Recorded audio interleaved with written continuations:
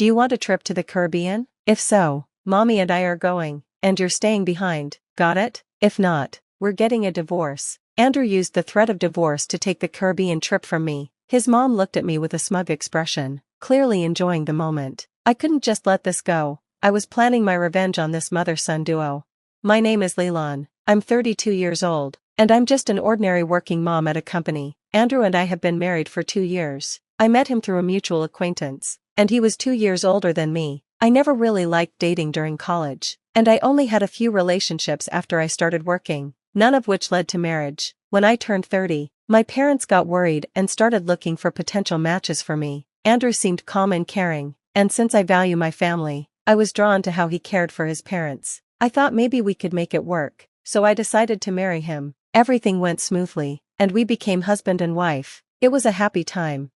About 6 months into our marriage, I got a lot of calls from Andrew. I quickly called him back, and with a tired voice, he told me, "Please stay calm. Something happened to my dad. He collapsed at home and was taken to the hospital." I couldn't believe it. I never expected to hear about my father-in-law's death so suddenly. He was so healthy. Everyone was shocked. Afterward, Andrew became very focused on caring for his mother. He would visit her every day, sometimes having dinner or going shopping with her. Once, he even took special leave to go on a trip with her.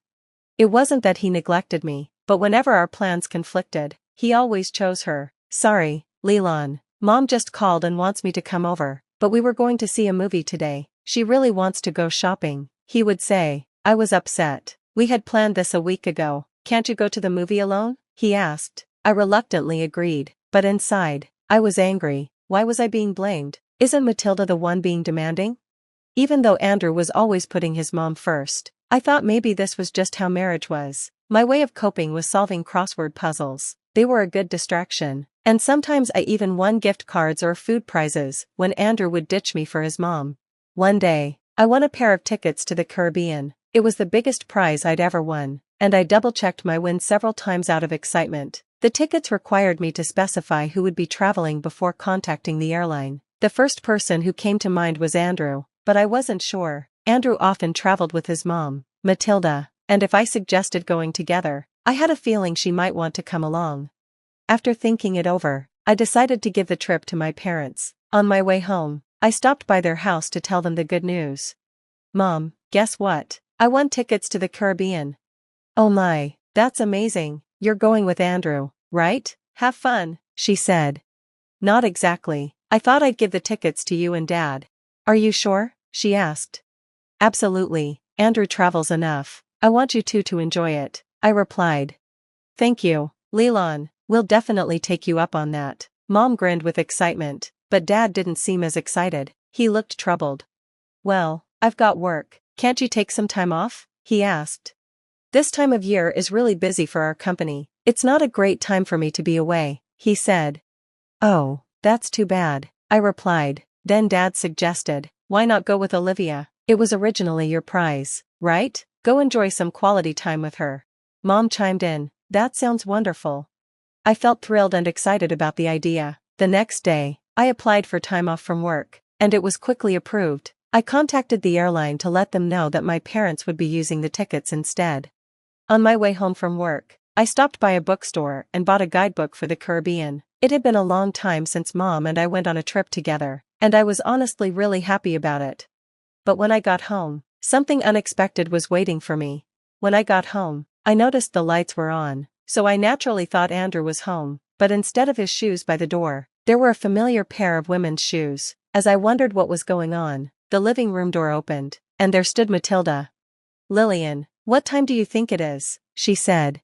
"Oh, Matilda, I didn't realize you were here," I replied. "It's not just about being here, it's about coming home this late. What have you been doing? Andrew will be back any minute now," she scolded. "I'm sorry, I'll get dinner ready right away," I said. "It's not just that," she snapped. "Making the bed is basic common sense for a daughter-in-law. Do you even take your role seriously?" "I'm sorry things have gotten this way," I said, trying to calm the situation. "You should be more dedicated to your home since you're still working." Matilda huffed and walked back to the living room. Since she lived nearby and Andrew had given her a key, she often showed up without notice. She clearly had outdated beliefs about what a daughter-in-law's role should be, and she didn't approve of me working full-time. She would constantly criticize me, making it hard to get along with her. As I started putting my things down and preparing dinner, Matilda suddenly shrieked, "Wait, what's this, Leland? Are you planning to go to the Caribbean?" She had gone through my bag and found the new guidebook I had bought. "Matilda, why are you going through my things?" I asked, frustrated. "That's not the point. What's this about going to the Caribbean?" she demanded. "I won the trip in a sweepstakes. I was planning to give it to Mom," I explained. "I haven't heard anything about this. Why would I need to know?" she retorted. Before I could respond, Andrew walked in. Matilda immediately rushed to him and pointed at me, accusing me. "Andrew, listen to this. Leland's been so inconsiderate," she said. "What happened, Mom? Did Leland do something?" Andrew asked, confused. "You believe she would win a Caribbean trip and plan to give it to Olivia without even consulting me?" Matilda said, looking shocked. "What Caribbean trip? This is news to me too," Andrew added, glaring at me. "What's going on?" "It's simple. I won the trip and wanted to give it to my parents, but since Dad can't go, I thought you could go with Olivia," I explained. "So, you're going with Olivia instead of me?" he asked, sounding frustrated. "Yeah, what's the big deal? You always travel with Matilda," I said. "It's not the same. Mom and I only go on domestic trips. We haven't been abroad in years," Andrew said. "How can you decide this without asking me? It's my prize." "Why should I ask you? I won the trip," I replied. Andrew slammed the table, cutting me off. "You're getting too bold for a daughter-in-law. Me and Mommy are going. You'll stay home." I couldn't hide my disgust at how he referred to her as Mommy. "Hold on, this trip is for me, not you. If you're not happy, let's just get a divorce," Andrew said. Divorce? I couldn't believe what I was hearing. He was threatening divorce over something like this. I was furious. "I won this trip fair and square. I've already decided to give it to my mom. Just pick up on the vibes for once. Mommy wants to go. Where does it end with you always prioritizing Matilda? You never think about how I feel," I shot back. "I don't care how you feel. This trip is for me and Mommy. Stay home and be good," Andrew said coldly. I felt my feelings for him rapidly fading. It was clear that I was less important to him than Matilda. I couldn't keep dealing with this ridiculous mother-son duo. I calmly said to Andrew, "Fine, do as you wish and enjoy your trip." "You should have listened from the start," he snapped. "Suit yourself, always talking back." The kind Andrew I knew was gone, and in his place was someone I didn't recognize. Meanwhile, Matilda stood there, smirking triumphantly. I decided that I couldn't stay in this house while they went on their trip. I resolved to let Andrew and Matilda go on the trip together. The next day, I contacted the airline to let them know about the change in travelers, Andrew and his mother. However, when I contacted the airline, the operator replied in a concerned tone, "I'm sorry, but we cannot change the registered participants once they've been confirmed." "Is that so?" I asked. "Yes. Furthermore, this airline ticket requires the actual winner to travel with the person. If your husband and mother-in-law are going, the ticket will be invalid," the operator explained. "So if I don't go, the ticket has no value?" I asked. "That's correct. Please review the documents we sent you for this specific condition," the operator replied. When I looked at the documents I had received, it clearly stated that only the winner could use the ticket, and it couldn't be transferred. I explained the situation to the operator and decided to decline the trip. I didn't want to tell Andrew or Matilda, so I planned to let them travel at their own expense. That night, when I got home from work, I casually mentioned the trip to Andrew.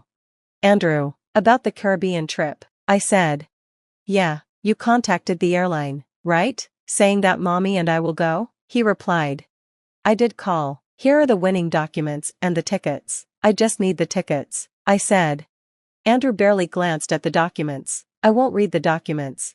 There are detailed instructions in those documents. Considering it's an international trip, I think it would be wise to read them," I advised. "We don't need to. Mommy and I know what we're doing. We're efficient. Unlike you," he said. "Fine, whatever. I'll leave them here just in case," I said, knowing he wouldn't bother reading them. As expected, Andrew didn't look at the documents and went on with his day. When the day of the trip arrived, I confirmed that Andrew had left, packed my bags, and headed to my parents' house. While I was unpacking, I got the call from Andrew that I had been expecting. As soon as I picked up, he started shouting, "Hey, What's the meaning of this? They said this ticket can't be used. That's right. If the winner doesn't go, the ticket is invalid, I explained. What? Why didn't you tell me something so important earlier? He yelled. I did tell you, remember? I even suggested you read the instructions, I replied calmly. You mean it was written in those documents you gave me? He asked, realizing his mistake. Exactly. It's your fault for not reading them, I said. This is absurd. So how are we supposed to get to the Caribbean? Andrew asked, sounding panicked. The operator did mention that if the winner doesn't go, you'd have to pay the full price for the tickets, I said. Clearly not expecting this, Andrew sounded even more stressed. I could hear Matilda's voice in the background, both of them in distress. Andrew, what did Lillian say? Matilda asked. Mommy, if Lillian doesn't have to pay for the trip, Andrew muttered. Andrew kept calling me after I hung up, but I didn't want to deal with it. A few minutes later, he called again. Hello, what is it now? I'm busy, I said coldly. It's not what you think. I tried to buy the tickets, but the credit card isn't working, he said. I don't know anything about your card, I replied. It's not mine, it's your card, he said. Wait, are you saying you used my card without my permission? I asked, shocked. You need to fix it now, he demanded. When I checked my wallet this morning, I realized my card was missing. I had a feeling it was him, so I immediately froze the card. I knew he'd taken it. You stole it, didn't you? I said, furious. I was planning to shop with that card abroad. You always mess things up, you jerk. He showed no remorse. He didn't care about the trip or stealing my card. All he cared about was himself. Are you kidding me? He shouted. I was going to use it for shopping. I couldn't take it anymore. Who are you calling a jerk? After mocking others all the time, you should just go to hell, I snapped. You're so obsessed with your mommy. If you love her so much, why don't you two just stay together? He was furious. What are you talking about? Who do you think you're talking to? Stop disrespecting me like that. Honestly, it's creepy how you always call for mommy. You're just a mama's boy, I said. There's no value in us being married. Calm down, he said, but I wasn't having it. If you keep this up, we'll divorce. Fine by me. I was thinking the same thing. I've left the house, and I don't plan on coming back. Enjoy your trip with your beloved mommy. Hope you both drown in the Caribbean, I shouted before hanging up. Damn mama's boy. In a rage, I blocked both Andrew and his mother. Afterward, I went to a law firm that my father recommended and started the divorce process. While checking our savings for the asset division, I found that our joint account had been emptied. There were several withdrawals, all lining up with the time when Andrew went on his trip with his mother. It was clear he had used our savings for the trip. On top of that, he'd used my credit card without permission. I demanded compensation for what he had done. He ended up in debt and got chased by creditors. Meanwhile, his relationship with his mother began to sour. They argued every time they saw each other. It was ironic, considering how close they used to be. As for me, I decided to stay with my parents for a while. I wanted to make up for the time I had spent worrying them. I decided to live with them and take care of them. Honestly, I was done with marriage. What truly mattered to me now was a caring family. The whole divorce experience made me realize that. It's already hard to accept that my father-in-law passed away, but what my husband Bob said next left me completely shocked. Let's get divorced. Now that I've got the inheritance, I don't need you to be my ATM anymore. For a moment, I couldn't believe what Bob was saying. What do you mean? I asked. Bob grinned and smugly explained, I have about $1 million from my dad's inheritance, so I don't need you anymore.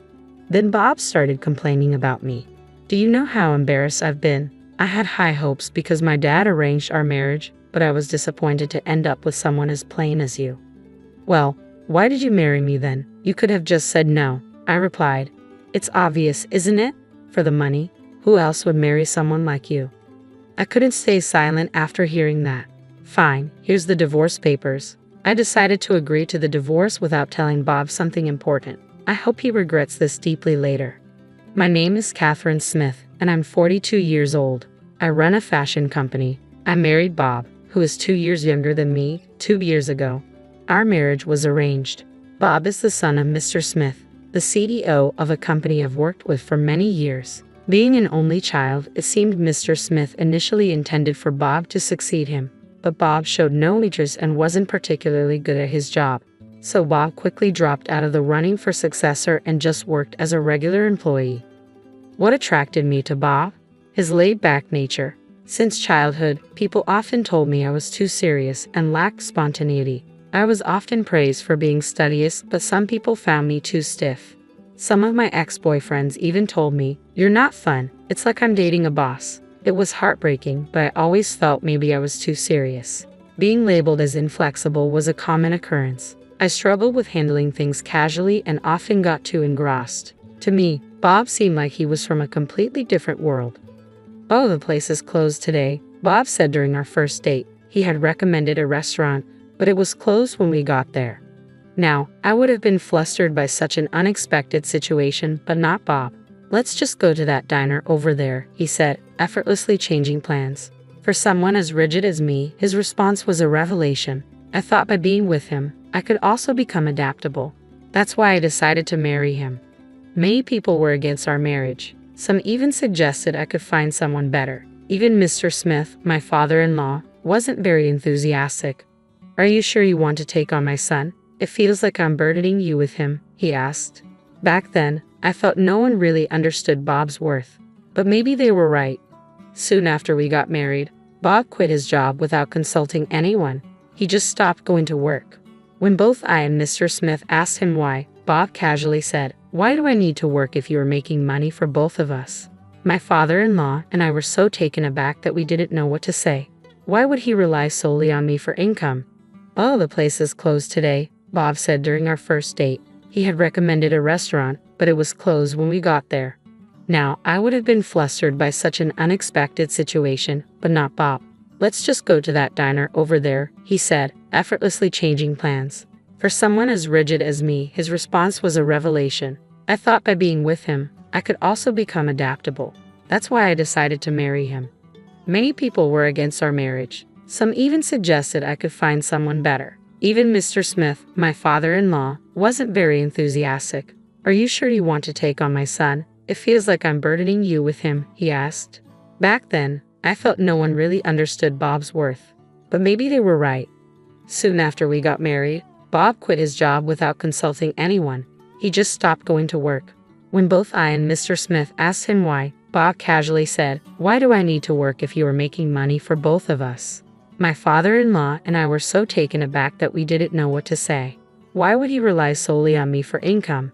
I tried to convince Bob many times with the help of my father-in-law, but Bob's way of thinking never changed. "Even if I work, I can't earn as much as Catherine does," he'd say. Right after we got married, Bob boldly declared he'd be a freeloader, and I was tempted to divorce him then and there. If he was a young man in his 20s, maybe I would have found it cute. But this attitude was coming from a man nearing 40. Eventually, we reluctantly agreed that he'd take care of the household chores. Bob's parents had divorced a few years earlier. Apparently, before the divorce, Bob's mother wasn't very good at housework. She couldn't do anything, so I never learned from her, Bob said. It seemed like Bob was making excuses, blaming his mother for his lack of domestic skills. True to his word, initially, Bob was clueless about housework. But with consistent praise and guidance, he managed to handle basic tasks. However, that doesn't mean he became exceptionally good at it. Still, he seemed quite pleased with himself. "Thanks to me taking care of the house, Catherine can work. You should be grateful," Bob would say confidently, which often bothered me. But I didn't think it was worth arguing over. "Yes, Bob, I really appreciate your help," I'd reply, forcing a smile. There were moments when I felt annoyed, but overall, I think we managed to get along quite well. About a year into our marriage, something significant happened. My father-in-law adopted a child, a 9-year-old boy named Jack. Jack seemed like an ordinary boy, but my father-in-law isn't someone who makes decisions without reason. So why did he suddenly adopt Jack? One day, when we were alone, I asked him. He replied, "Promise you won't tell anyone," and then explained. It turns out Jack was the child of an employee my father-in-law was fond of. They had a close relationship, but tragically, Jack's parents died in an accident. They had eloped, and Jack didn't have any close relatives to rely on. Otherwise, he would have ended up in foster care. While my father-in-law wasn't sure if Jack would be happy with us, he decided to adopt him, hoping it would be for the best. "I see, that's very kind of you," Although Bob and I didn't have children, we had quite a bit of freedom. Please rely on me if you need anything, I said. My father-in-law smiled warmly upon hearing this. Thankfully, afterward, he did rely on me from time to time, just as I had offered. On nights when he couldn't make it back from work or had pressing commitments, I took care of Jack. At first, James was a bit hesitant, but he quickly warmed up to me. He's either very friendly or trying hard to fit in. Thinking about it made me feel somewhat emotional. Bob, on the other hand, wasn't happy about the situation. It seemed he wasn't welcoming toward Jack. I could understand his mixed feelings, knowing his father took in a stranger, but when I tried talking to Bob, it turned out he had a completely different concern. Adopting him? What's he thinking? This is going to cut into my inheritance. I was hoping to get everything, he said. I couldn't believe my ears. Bob wasn't conflicted about Jack, he was worried about the inheritance. I'm going to talk to Dad about this. I'm not cool with it. One day, Bob said this and went to confront his father. When he returned after a while, to my surprise, he was in a strangely good mood. I cautiously asked a smiling Bob, "How did it go?" He replied, "Oh, it's all good. My share isn't changing." "Huh? What do you mean?" I asked. I always thought that even if someone is adopted, they still get the same stuff from family when someone dies. What's happening? Noticing I didn't understand, Bob explained proudly, "Dad's making Jack give up his right to get stuff when he's gone. It's because I'm his real son." I was surprised. Could the father-in-law who talked about Jack so nicely really be planning to give him nothing? Something seemed wrong. I wasn't sure, but Bob seemed happy about it, saying, "I'm glad. Well, if my father-in-law says so, there must be a reason. Anyway, he's still young. We won't deal with his stuff for a long time. Maybe I'd divorce Bob before then, who knows?" I was thinking about this casually, but things changed quickly. A year later, my father-in-law had an accident and didn't come back. I didn't expect to lose him so soon. I knew him longer than I knew Bob. He was a good man in his job and at home. Hearing the news was sad. I couldn't stop crying, feeling a deep sense of loss. My eyes were swollen, and my head hurt, but I made myself get ready for the funeral. Bob was supposed to be the one mourning the most, but he seemed distant, like he wasn't really feeling it. His dad had died suddenly. Maybe he was so shocked he couldn't believe it was happening. So, I took charge to organize everything for my father-in-law's farewell since Bob seemed distant. During the funeral, I held back my tears as best I could, but the hardest part was seeing Jack cry. Bob, on the other hand, didn't shed a tear. I found it strange. Instead of being sad, he seemed fidgety or even happy. Later, I figured out why. "Bob, something seems off with you. Aren't you sad about your dad?" I wanted to express my worry about his lack of tears, but his response surprised me. "Oh, I'm definitely sad, but you know, I'm also kind of excited." "Oops, I guess I let that slip, huh?" He chuckled. "Come on, Catherine, Dad was the CEO, right? He must have left a lot of money. How much do you think he left behind?" I thought Bob was just lost in thought, but from before the funeral until now, he hadn't shown any grief for his father. He was smiling, thinking about the money he'd inherit. "What's gotten into you?" I exclaimed. "Well, think about it. We're divorced, and my mom isn't getting any of it. I'm his only real child. Jack, being adopted, won't get any inheritance, so it's all mine. You think I can't be happy about that?" Bob had a smirk like he was about to burst into laughter any second. Seeing him like that made me want to slap him.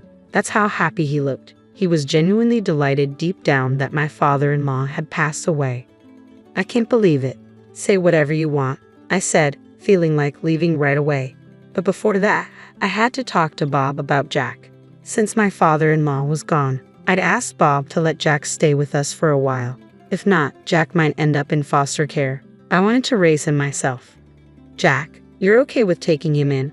Bob surprisingly agreed. He smiled. "Sure, Catherine. What you do has nothing to do with me anymore." Then he handed me a piece of paper. It was green, a divorce paper. "What's this?" I asked, confused. "Let's get a divorce. Now that I've got the inheritance, I don't need my personal ATM anymore," Bob said coldly. For a moment, I couldn't grasp what Bob meant. Did he just call me an ATM and say I'm not needed anymore? "What do you mean?" I asked. Bob smirked proudly and told me, "I got around $1 million from my dad's inheritance, so I don't need you anymore. With this much, I don't have to work, I don't have to please you, and I don't have to bother with chores. Isn't it great?" Bob exaggerated his excitement with big gestures. I was deeply shocked by Bob's behavior. The inheritance was money that came after my father-in-law's death, but Bob acted like he hit the jackpot. He didn't seem to mourn or remember my father-in-law at all. He was genuinely happy. But money can change people. It's common for folks to act differently after coming into a lot of money. Maybe Bob's just getting carried away by the huge sum. Calm down, Bob. Let's talk about this, I said, placing my hand on his shoulder. Bob shrugged off my hand and yelled at me angrily. Shut up, you boring woman. I only married you because my dad introduced us and you were a CEO. But I always felt suffocated with you. It's been hard for me. Bob went on, listing his complaints against me. I was so disappointed when I expected someone better from the arranged date my dad set up, but then ended up with someone plain like you, he continued. If that's how you felt, you could have just said no to the marriage. I never forced you or begged you to marry me. I shot back. I couldn't accept being painted as the villain. So why did you marry me then? If you didn't want to, you could have declined. It's obvious, for the money. Who else would marry someone like you? Bob mocked, laughing at me. Basically, he married me for my wealth, he admitted. It's been a while, so I guess it's safe to say. Bob started, revealing a shocking fact. I had a significant debt.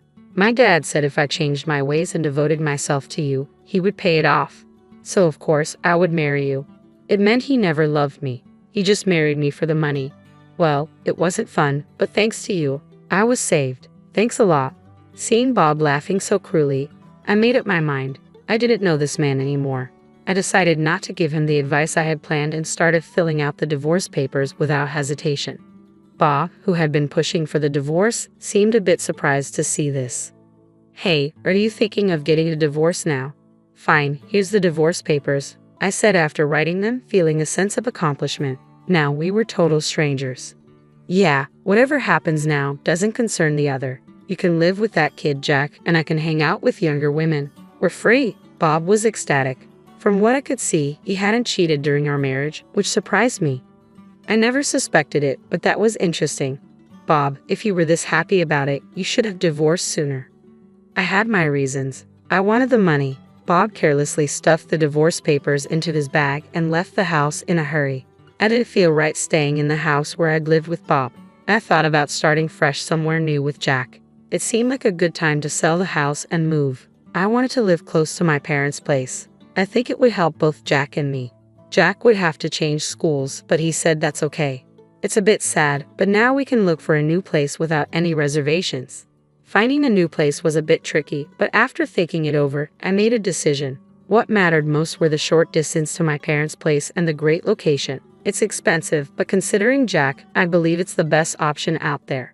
Jack came along to see the property, and his eyes sparkled at the sight of the luxurious house.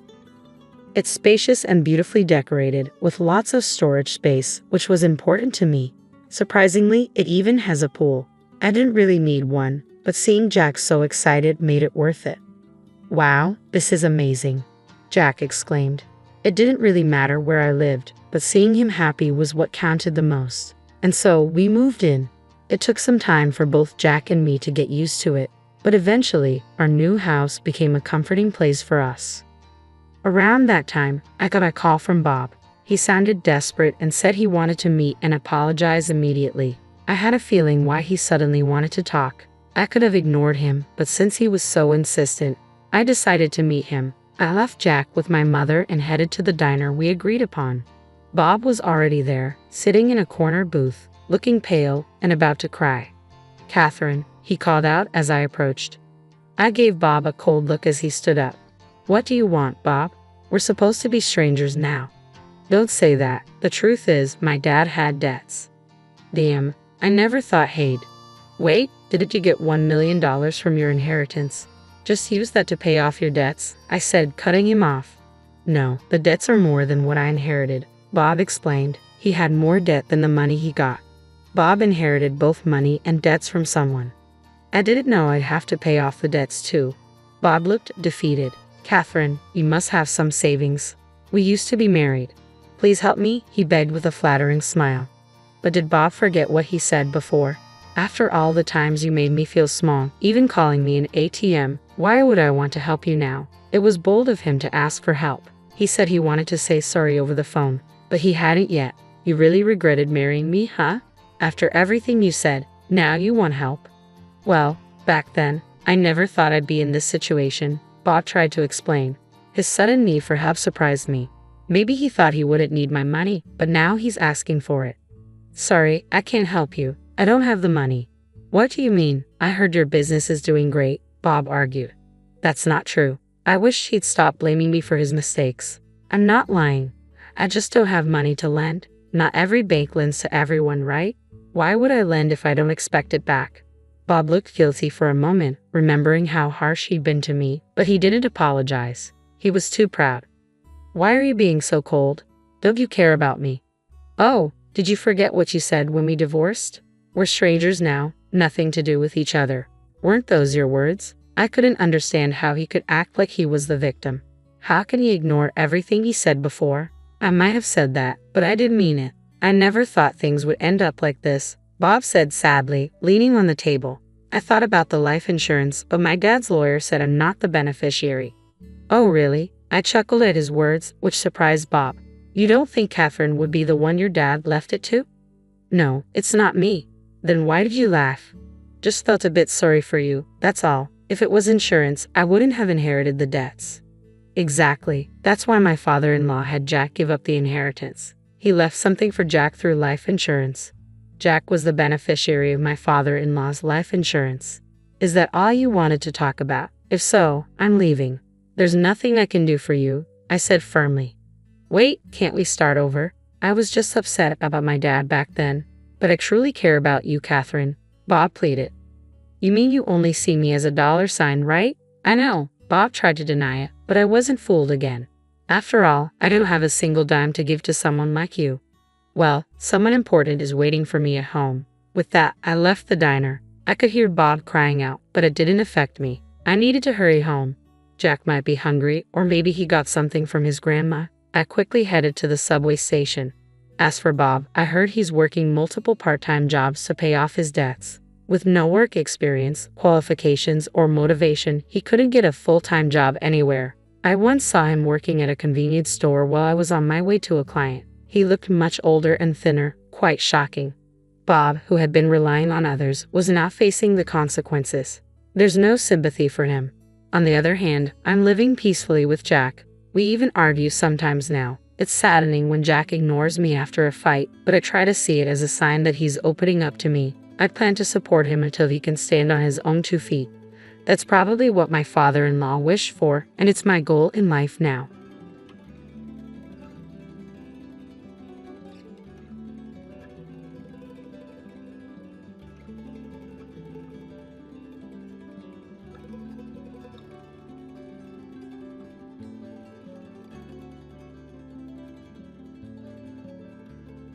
Go away, said my mother-in-law, Catherine, in a very unfriendly way.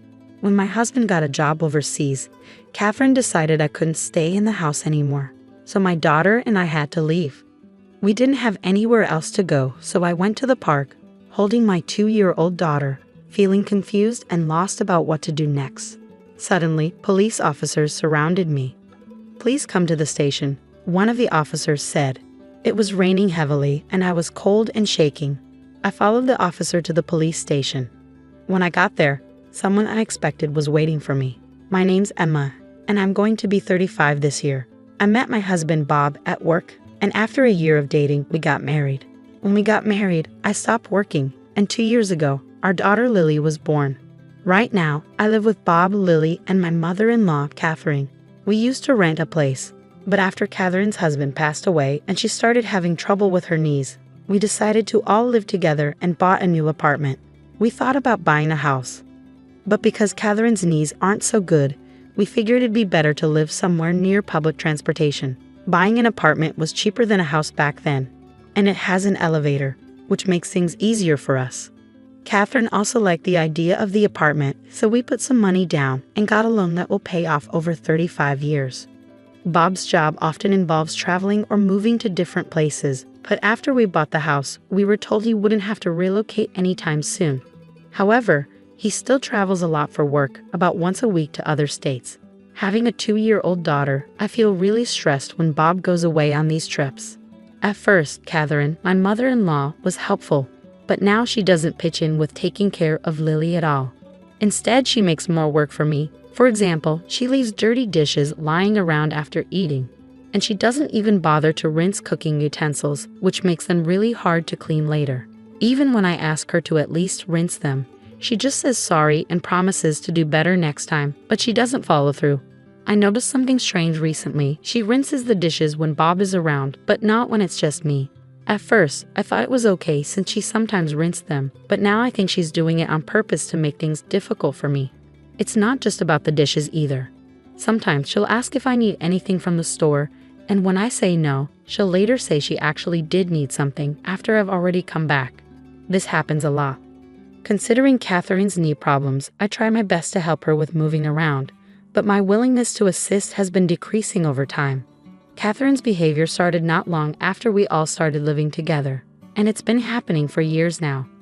When I talked to a friend about it, she said, "That sounds like she's bullying you. Why don't you talk to Bob? I think he might help." But I worried that if I talked to Bob about it, Catherine, who doesn't have any other family, might end up in a care facility. So I thought it might be best for me to just put up with it. However, one day, something happened that made me reconsider. That day, I was planning to drop Lily off at my parents' house. They always enjoyed having Lily over and suggested I stay the night too. I wanted to, but I felt uneasy about leaving Catherine alone at home. So after a short chat with my parents, I decided to head back to the apartment where Catherine was waiting. When I got there, I realized I had left my keys at home, which left me feeling worried. But then I remembered that Catherine was home, so I decided to ring the intercom to get inside. I pressed the button and waited for her to answer, but there was no response. I wondered if she had gone out, so I waited outside for a while. But even after waiting for about 2 hours, Catherine didn't come back. It was getting dark, and I was getting worried. Just as it was getting dark, another resident returned, and I followed them inside when they unlocked the main entrance. I was sure Catherine was at home because she rarely went out at night. So I pressed the intercom button outside our apartment, but still there was no answer. I waited by the door for a while, and then I heard a faint sound from inside, which meant Catherine was there. I tried the intercom a few more times, but Catherine didn't come out. Feeling defeated, I decided to stay at a nearby motel for the night. I planned to go back home when Bob returned from his business trip. When I told Bob what happened with Catherine locking me out, he was understandably upset. But Catherine just brushed it off, saying she might not have heard me because of her age. I could tell she was smirking though. I was relieved to be back inside and grabbed my keys to pick up Lily from my parents' house. After talking to my parents about what happened, they offered me comfort and told me I could always come back to stay with them if things got too tough. Their words brought tears to my eyes, but I quickly wiped them away before heading home with Lily. For a while, things were okay with Catherine, but then, unexpectedly, Bob's transfer to another country became permanent. He asked me what I thought about it, but I couldn't give him an immediate answer. Considering the potential stress it could cause Lily, I decided it would be best for her and me to stay in the US. Soon after we decided I and Lily would stay in the US while Bob went to Europe, he had to leave. He was worried about us, but he was so busy with work that he didn't have much time to think about it. So it was just me, Lily, and Catherine at home. But as expected, things went downhill with Catherine once Bob left. On a stormy day, when it was unsafe to go outside, Catherine dropped a bombshell on me. She suggested that Lily and I should move out now that Bob was gone. "Excuse me, what do you mean?" I asked, shocked. "Just what I said. I think it would be better if you and Lily found somewhere else to live. I'll take care of things here. I just don't feel comfortable with strangers in the house. It would be best if you left right away," Catherine said. I couldn't believe what I was hearing. I've always tried to make living together with Catherine as good as possible. I've treated her like family even though we're not related. But to Catherine, it seemed like Lily and I didn't matter much at all. I was thinking about going back to my parents' house when Catherine suddenly said, "Why don't you just leave already?" Before I knew it, Lily and I were kicked out of our own home, just as we were, without even a chance to gather our things. No matter how hard I knocked on the door, Catherine wouldn't let us back in. I felt lost and confused.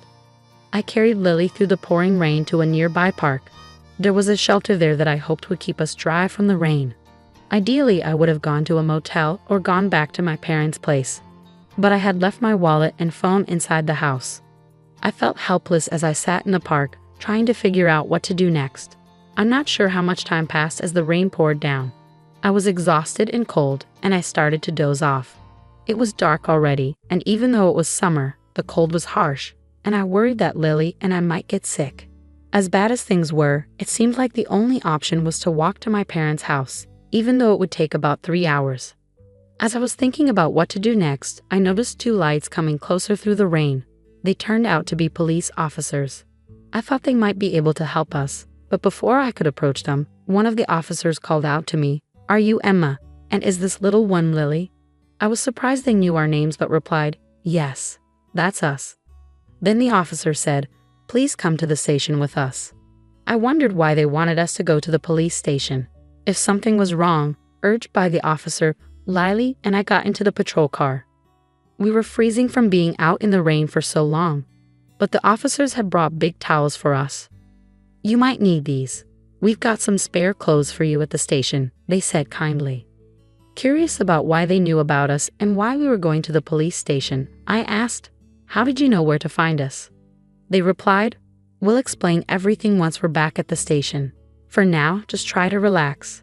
Exhausted, I soon fell asleep and woke up to find we had arrived at the police station. As I followed the officers into the police station, I was surprised to see Catherine and my uncle there. "Uncle, what are you doing here?" I asked. He explained, "Bob got in touch with me. He thought you might be having problems with his mom, and since he's overseas, he asked me to keep an eye on things for him."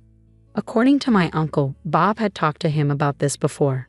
He said Bob wanted him to keep an eye on things since he couldn't be there himself. My uncle had seen us in the rain earlier today. He had thought about taking us in himself, but he thought Catherine's behavior was too extreme, so he reported it to the police. That's how the officers knew where to find us. Catherine had also been asked to come to the police station. She sat on a sofa, glaring at me, seeming confused about why she was there. "Why do I have to be here? My knee hurts, you know." "If Bob were here, none of this would be happening," Catherine argued. But the whole situation had come about because Bob had asked my uncle for help. In the discussions with the police, it seemed like there could be legal implications to the events.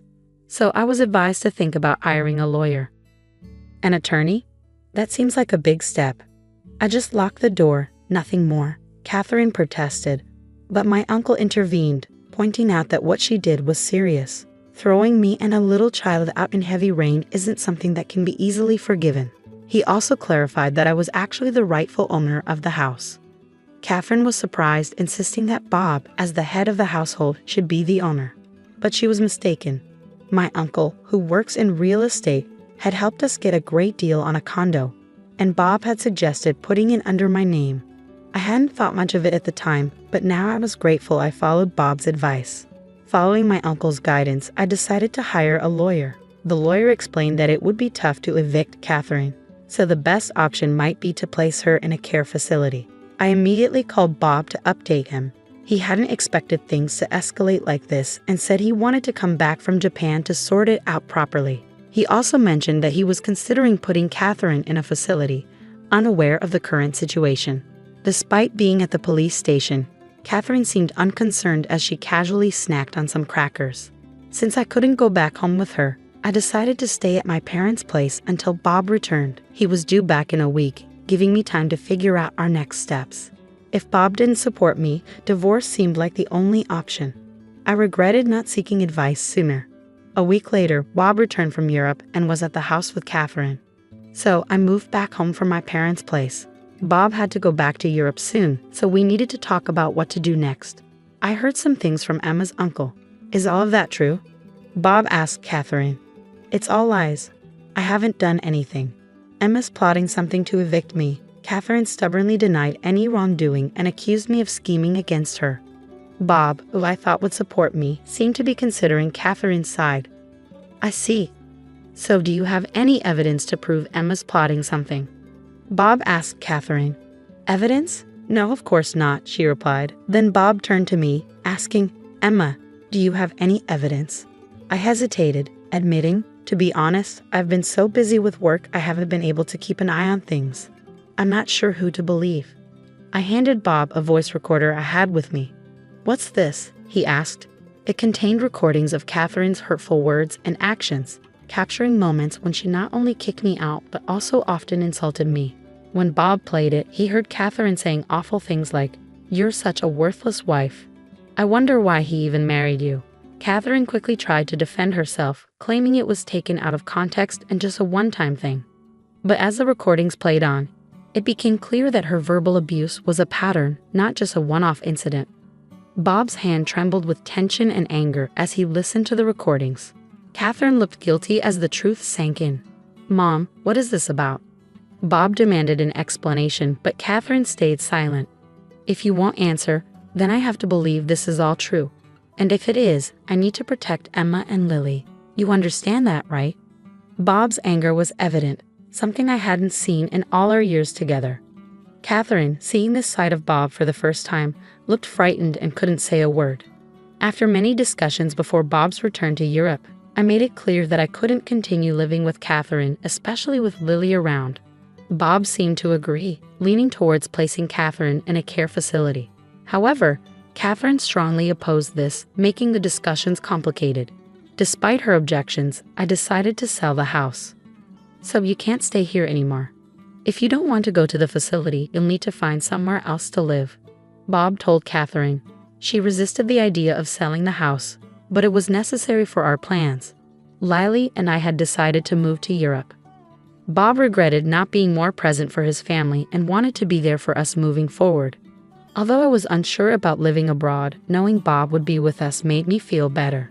Plus, it would be good for Lily to experience life in Europe at her young age. Selling the condo, which still had a mortgage, was our only option. If we didn't sell it, Catherine would have to cover the mortgage, which she couldn't afford on her fixed income. Considering her future, it was important for someone to be there to assist her. Despite our efforts, Catherine refused to move into a facility, so we had to forcefully place her there. "I'm sorry, but I have to head back to Europe. Could you take care of any procedures needed here?" Bob asked before leaving. With help from others, I managed to finalize Catherine's admission into the facility. The staff at the facility kept me updated on Catherine's condition, but it seems she's struggling. It would be one thing if she was just feeling down, but she's been causing trouble for the staff and other residents. Before leaving for Europe, I visited her to check on her. But she lashed out at me, saying, "Why have you locked me up in this place?" She also complained to the staff about the food, the beds, and the other residents. When I apologized to the staff, they were understanding. "It's okay," one of them reassured me. "We're used to this kind of behavior. Just leave it to us. We'll keep you updated, and if anything happens, we'll let you know. So don't worry." Despite all the harassment I endured from Catherine when we lived together, I couldn't help but feel worried as I headed to Europe. Upon arriving in Paris, Bob met me at the airport and we went to the apartment we had rented. They say rents in Paris are higher than in Texas. But since Bob's company gives him a housing allowance, we were lucky to find a spacious and affordable place. The neighbors in our building are very friendly and have been kind to me, even though I don't speak French fluently. Just yesterday, a neighbor shared some wine and cheese with me. In return, I gave them some mac and cheese. I'm gradually learning French along with my daughter, Lily. I know there's a limit to self-study, so I've also enrolled in a language school. There are many Americans there, many of whom, like me, are new to France. I've made some friends and am really enjoying my life in Paris. Back in the States, I always had to worry about Catherine, which often prevented me from fully enjoying outings with friends. But here, I can indulge in leisurely lunches just the way I like. The only concern right now is Lily. She's still too young for kindergarten, as kids here usually start the year they turn 5. I hope she picks up enough French by then. Fortunately, Lily seems to be catching on pretty quickly. I'm thinking of getting a job once Lily starts preschool. Bob says he's okay with me staying at home, but living in Paris has made me want to explore more opportunities. Seeing how ambitious and confident people are here has ignited something within me. I've become friends with a waitress at a nearby cafe, and she hinted that there might be a job opportunity for me there. The cafe is popular not only among the American community, but also with many locals who are learning English. There might be challenges ahead, but since coming to France, Bob and I have been communicating much better. I feel more confident in expressing my feelings, and I believe that no matter what happens, we'll face it as a family. Right now, I feel happier than I've ever been in my life.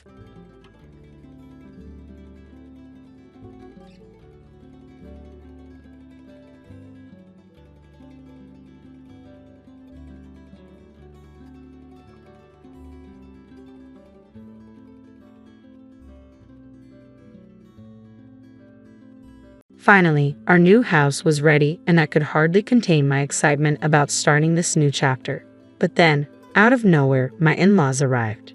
"We'll be moving in here," they declared. "Please ask your parents to vacate the premises." Stunned, I looked to my husband for support, but he just took a deep breath and said, "Do as they've asked. Please inform your parents gently." Without another word, my in-laws began unloading their belongings. As they eagerly explored their new home, I couldn't help but ask, "Do you even realize whose house this is?" "My name is Nina. I'm 35 and have been happily married to my husband Matt for 3 years. We don't have children yet, but our life together is full of love. Lately, I've been worried about my aging parents. Their mobility has been declining, and it's been on my mind. So, I proposed to Matt that we move in with them. He was completely on board, saying, 'Living with your parents is no problem. It'll allow us to take care of them, and you'll have peace of mind. It's a win-win situation.'" "Thank you, Matt," I said, overwhelmed with gratitude for having such a considerate husband. We began making plans to live together, but executing this idea right away proved challenging. My family home is quite far from the city, which complicates our work commute. Neither of us can drive, making it impractical to live there. Moving my parents to the city isn't feasible either. Our current rental is small, suitable for 2, but cramped for 4, and adding a child would only make it worse. It seemed like there were no easy solutions. Then it hit me, why don't we take a bold step and build a spacious new house? When I shared the idea with Matt, his face brightened. "That's a fantastic idea. A new spacious home would be perfect for all of us." With his enthusiasm, we began planning our new house. When I told my parents, they initially felt guilty about us building a home for them. However, after I explained our reasoning, they understood and were thrilled. Their happiness was a balm to my heart. Later, my husband and I went to a real estate agency to finalize the details. We explored locations close to hospitals for my parents' health and near train stations for easier commuting. We also carefully discussed the specifics of the house. Although I sought input from my parents, they seemed reluctant about moving in with us. Fortunately, my husband had many valuable suggestions, which made the planning process much smoother. Gradually, our vision for the dream home began to take shape, and the prospect was thrilling. After much discussion and research online, we finalized the plans for our new house and were ready to consult with builders. "We're nearly there with the preparations," I said. "Building the house has turned out to be more challenging than I expected." My husband commented, "Balancing this with work makes progress slow, doesn't it?" We invested a lot of time into our plans, but the results were immensely satisfying. The blueprint for the house, which we meticulously crafted, far exceeded our expectations. We consulted with various real estate agents and conducted thorough online research to reach this point. Now, all that's left is to eagerly await the completion of the house. It will take some time, but the excitement and anticipation are boundless. However, as the project progressed, my in-laws started reaching out more frequently. "Dear, we heard you're building a new house. Is that right?" "Yes, that's correct. We're aiming to finish it by the end of the year." "How wonderful. I'm so impressed with Matt's efforts. To keep us updated with all the details. We'll visit you soon." "Okay, sure," I replied. Surprised by my mother-in-law's enthusiasm, my husband and I decided to visit their house over the weekend. They welcomed us with warm smiles. Building a brand new home is such a joyous event. Just thinking about it is exciting, isn't it? My father-in-law said, almost as if he were reminiscing about his own experiences. "Yes, we're very excited. We're hoping the construction goes smoothly and finishes quickly so we can move into the new house as soon as possible." We all shared a laugh. It's definitely an exciting topic. By the way, would you like to see the blueprints? Following my mother-in-law's request, my husband pulled out his phone to show them the design he had photographed. "Oh, it's quite spacious," she observed. "And so many rooms."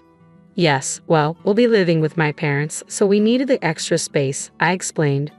"Wait, you're all moving in together?" Both of my in-laws looked at my husband in disbelief. So, you two are going to live with Nina's parents? Yes, my husband replied. Since my parents are getting older, we suggested living together, which led us to decide to build a new house. Really? I see. Moving in together. Their tone shifted noticeably, hinting at their discomfort. To shift the focus, I attempted to change the subject. How have you both been? How's your health? We're doing well. No major changes, just the usual routine. But tell us more about the new house. Which room will your parents be using? Well, we're currently planning for this room, my husband explained, pointing to the blueprint. He seemed unaware of the subtle shift in mood, but I could see that their expressions grew tense when they learned my parents would be moving in. It might feel as if my parents were receiving special treatment. I felt a twinge of guilt but hoped they would understand our decision given my parents' situation. However, it was clear they were struggling to accept it. The construction of our home was progressing smoothly, and each visit revealed how close it was to completion. As my husband often said, I was caught between the eagerness to move in quickly and the desire for everything to be perfect. My parents visited midway through the construction and were thrilled with the progress, which made me feel grateful to be able to provide this for them. However, I was concerned that my husband had been visiting his parents almost every weekend lately. Are you planning to visit your parents again this weekend? Yeah, I am, he replied. You've been visiting them quite frequently since the start of the year, I noted. I want to show my appreciation to them as well. That's why I've been making an effort to visit them on my days off. I understand. Matt, you're so considerate. Should I come along? I asked, concerned that his parents might feel disappointed. Perhaps they had hoped to live with us, and I thought visiting them might be a good gesture of goodwill. But my husband reassured me, it's all right, I can manage it on my own, and he left for his parents' home. I decided to honor his choice and promised to support him as needed. Time passed quickly, and our new house was finally ready. On moving day, we loaded the car with boxes and headed to our new home, brimming with excitement. When we arrived and saw the house, I was so overwhelmed that I couldn't help but exclaim, "Wow, our new home." It marked the start of a new chapter. I began envisioning our life there, cooking while watching my husband and our future child playing in the yard or enjoying a family barbecue. These thoughts only fueled my excitement further. My parents, who were set to move in with us, called to let us know they'd be delayed due to traffic. They told us to go ahead and start settling in, but I said, "We'll wait for you," intending to share the same with my husband. To our surprise, my husband's parents showed up unexpectedly. I was stunned and stared at their car in disbelief. Why are they here? I wondered as they stepped out of the car, smiles wide, and walked towards us. Look at this magnificent house. It's impressive enough to show off to our friends, they said. Yes, it's the house that Matt and I carefully planned, I responded. Nina, you have excellent taste, my mother-in-law added. Well, I suppose I can give her credit for that, I said, thank you. To my surprise, they began unloading the considerable amount of luggage from their car. Startled, I quickly asked, Mother-in-law, father-in-law, why do you have so much stuff? What are you planning to do? Their reply was equally unexpected. What do you mean? We're moving our things into this house. What? You're planning to live here starting today? You'll need to ask your parents to leave, they said. What? Why are you doing this? I asked in disbelief. With a hint of frustration, my mother-in-law explained, as a new bride, it's customary to prioritize your husband's family. We should be the ones moving into the new house. Once you understand that, please let your parents know we're busy moving our things. Feeling overwhelmed, I turned to my husband for support. He took a deep breath and said, do as she says, just let your parents know gently. But this house was intended for me and my parents. I can't accept this decision, I protested. He responded with visible irritation. Didn't my mom just say that it's natural for a wife to prioritize her husband's family? We can address your parents' situation later. I was in disbelief. It was clear that my husband was either heavily influenced by his parents or had always shared their perspective, which was now more evident than ever. Come on, help with the moving, he said. With that, my in-laws began unloading their belongings, even though neither my parents nor I had entered the house yet. They proceeded without permission. Oh, how wonderful. The interior is just splendid, they exclaimed, eagerly exploring the house. I confronted them. Do you know whose house this is? What? They responded, momentarily taken aback. After a brief pause, they turned to face me. Whose house? Of course, it's Matt's house. Are you suggesting you have a claim to it? Since you and Matt are living here and he's put so much into building this house, you have no right to make any claims without letting me explain first. My in-laws seemed to have jumped to conclusions and were blaming me. It appeared my husband hadn't shared details about our finances with them. Why would your parents live in Matt's house in the first place? They questioned. Yes, it's strange. Poor Matt, having such a demanding wife and parents. They added. I was at my breaking point. Why was I being criticized for their misunderstandings? If you intend to live here, then Matt should compensate for the amount spent, I said. I've contributed to this house, I said. My in-laws stared at me in disbelief. How much are you claiming to have paid? It must be a small amount, maybe $800, they mocked. My husband, looking uncomfortable, said nothing. I turned to him, challenging, Are you being honest? How high and mighty do you think you are? He hesitated. What are you insinuating? My mother-in-law demanded, her tone authoritative. Seeing that my husband was unwilling to address the issue, I decided to clarify things myself. I pay for this house entirely with my savings. If you plan to live here, I expect repayment of $355,000 for the cost of the house.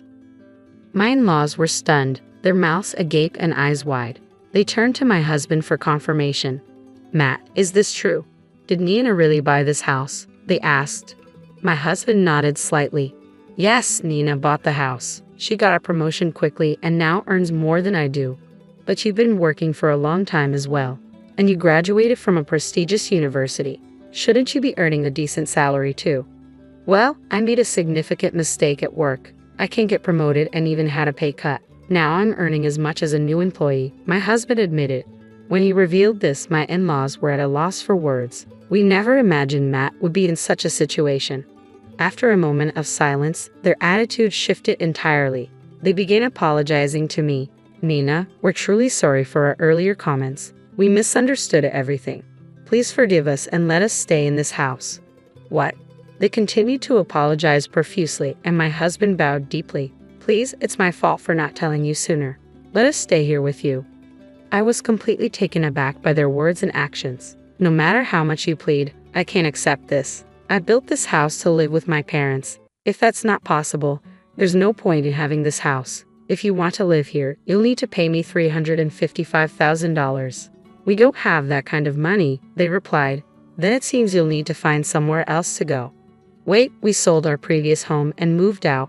If we're evicted from here, we have nowhere else to go. Nina, please let us stay. Your parents can live with us too. What are they thinking? Living under one roof with a couple and both sets of parents is unmanageable. I can't agree to that. If you sold your house, you must have some funds left. Why not use that to find a flat? Hearing this, tears welled up in my in-laws' eyes. The truth is, we lost a significant amount in a bad investment. The money from selling our house and our retirement savings went toward paying off that debt. We have nothing left. I'm retired, and my wife has been a housewife for years, so she can't work at this age. You're our only hope. Despite the heartfelt plea, the situation was a result of their own financial mistakes. If you need help, shouldn't you be asking your son for support? I'm not in a position to support strangers, I replied. Why not? Aren't we family too? They asked. That's too much to ask. Can't you at least help us a little? They pleaded. It's impossible. I can't even fathom living with someone whose family is trying to take over our home. Matt, let's get a divorce. What? Wait a minute. I can't even think about a divorce. I'm sorry, but I can't forgive this. Please leave right now. When I mentioned divorce, my husband panicked. My in-laws continued to plead, but I had already lost any willingness to forgive them. If you plan to stay here, I'll call the police, I warned, causing my in-laws to flee in fear. My husband, dismayed, protested, I'm still your husband. I should have the right to stay here. If you insist, I'll take legal action, I replied. His demeanor changed instantly. Understanding that a lawsuit could cost him his job, he quickly gathered his belongings and left. Shortly after he departed, my parents arrived. They were confused by his absence but were shocked when I explained the situation. They thanked me, saying, "Thank you for standing up for us. I wish my husband had been more understanding, but I'm relieved to have distanced myself from such a selfish in-law family before our child was born." The divorce process proceeded smoothly, and I became single again. Now, I enjoy peaceful days in our newly built house with my parents.